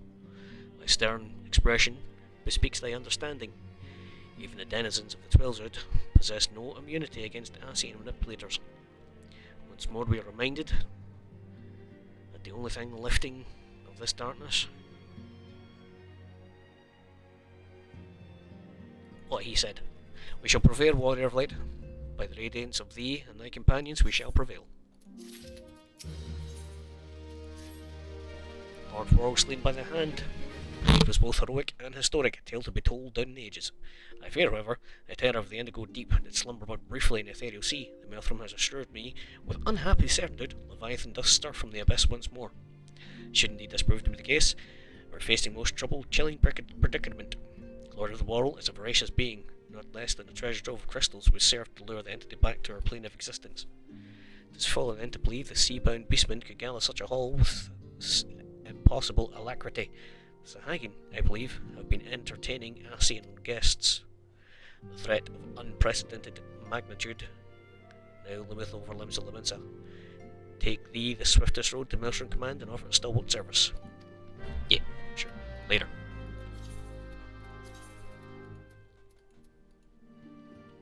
Oh, I didn't mean that. Click on the S right, you bastard. Thank you. So this should be the last quest before the patch quest starts. So basically, pick up the next one, and then I'll call it here, because then I can just start working on my Poké Stick.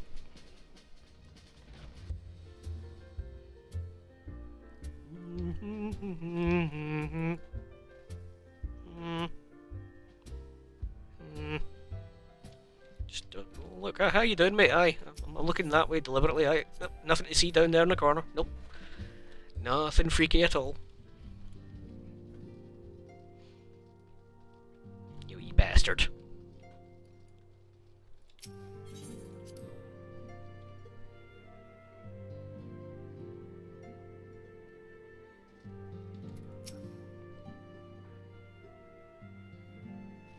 Words cannot well express how glad I am to see you return to us hale and whole. Needless to say, I am most eager to hear your account of that which occurred in Kurthis, assuming you're ready to speak of it. Excellent. I shall summon the others at once. I should have took my helmet off. Oh well.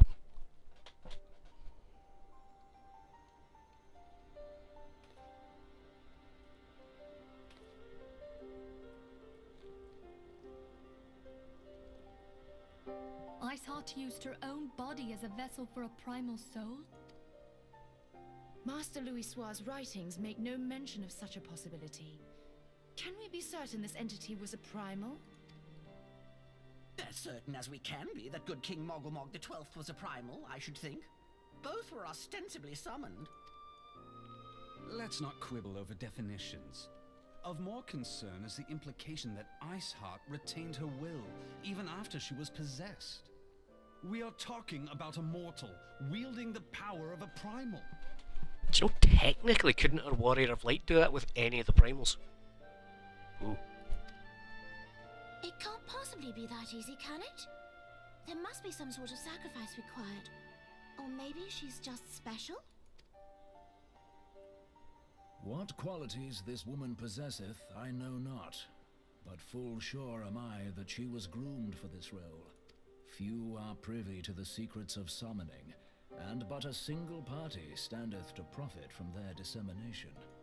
Well, I wouldn't presume to comment on how the lass came to know about summoning, but I will say that what she summoned was a primal. The readings were the same, or near as damn it. Strange as it all sounds, it's really no different from what you've faced before.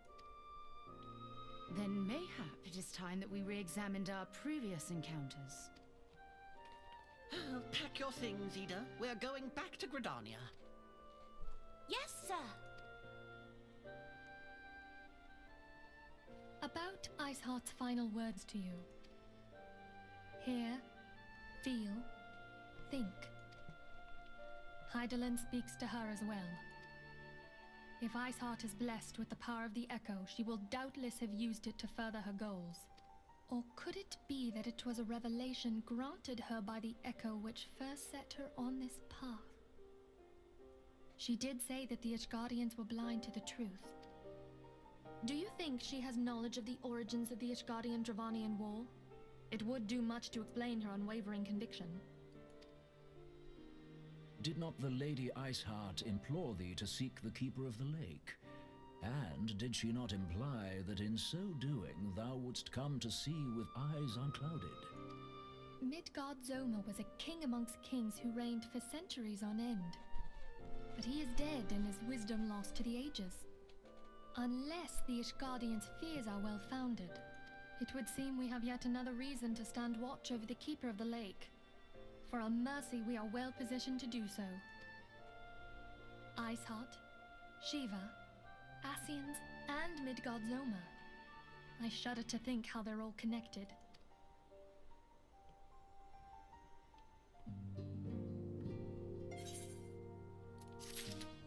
And that'll be the end of that patch content. I mean to scour the annals of knowledge for Midgard-Zormr. Given his great age, I dare say he appears in more than a few. Do you hear that? Commotion outside. Would you see if aught is amiss? Oh shit, if I must.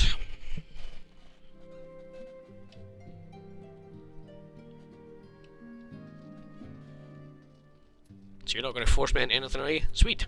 Okay, well that's where I'm going to leave it here then. And from now until next stream, hopefully, by that point, I should have a big, lovely, jubbly, magnificent, fully powered... Was it Zeta Zodiac Gabolg? Yeah. Well, I'm at it, Beef. Do you mind doing an MSQ roulette so I can get some tomes with me? That's it for the stream anyway, guys, so I'll catch you all later anyway. Bye!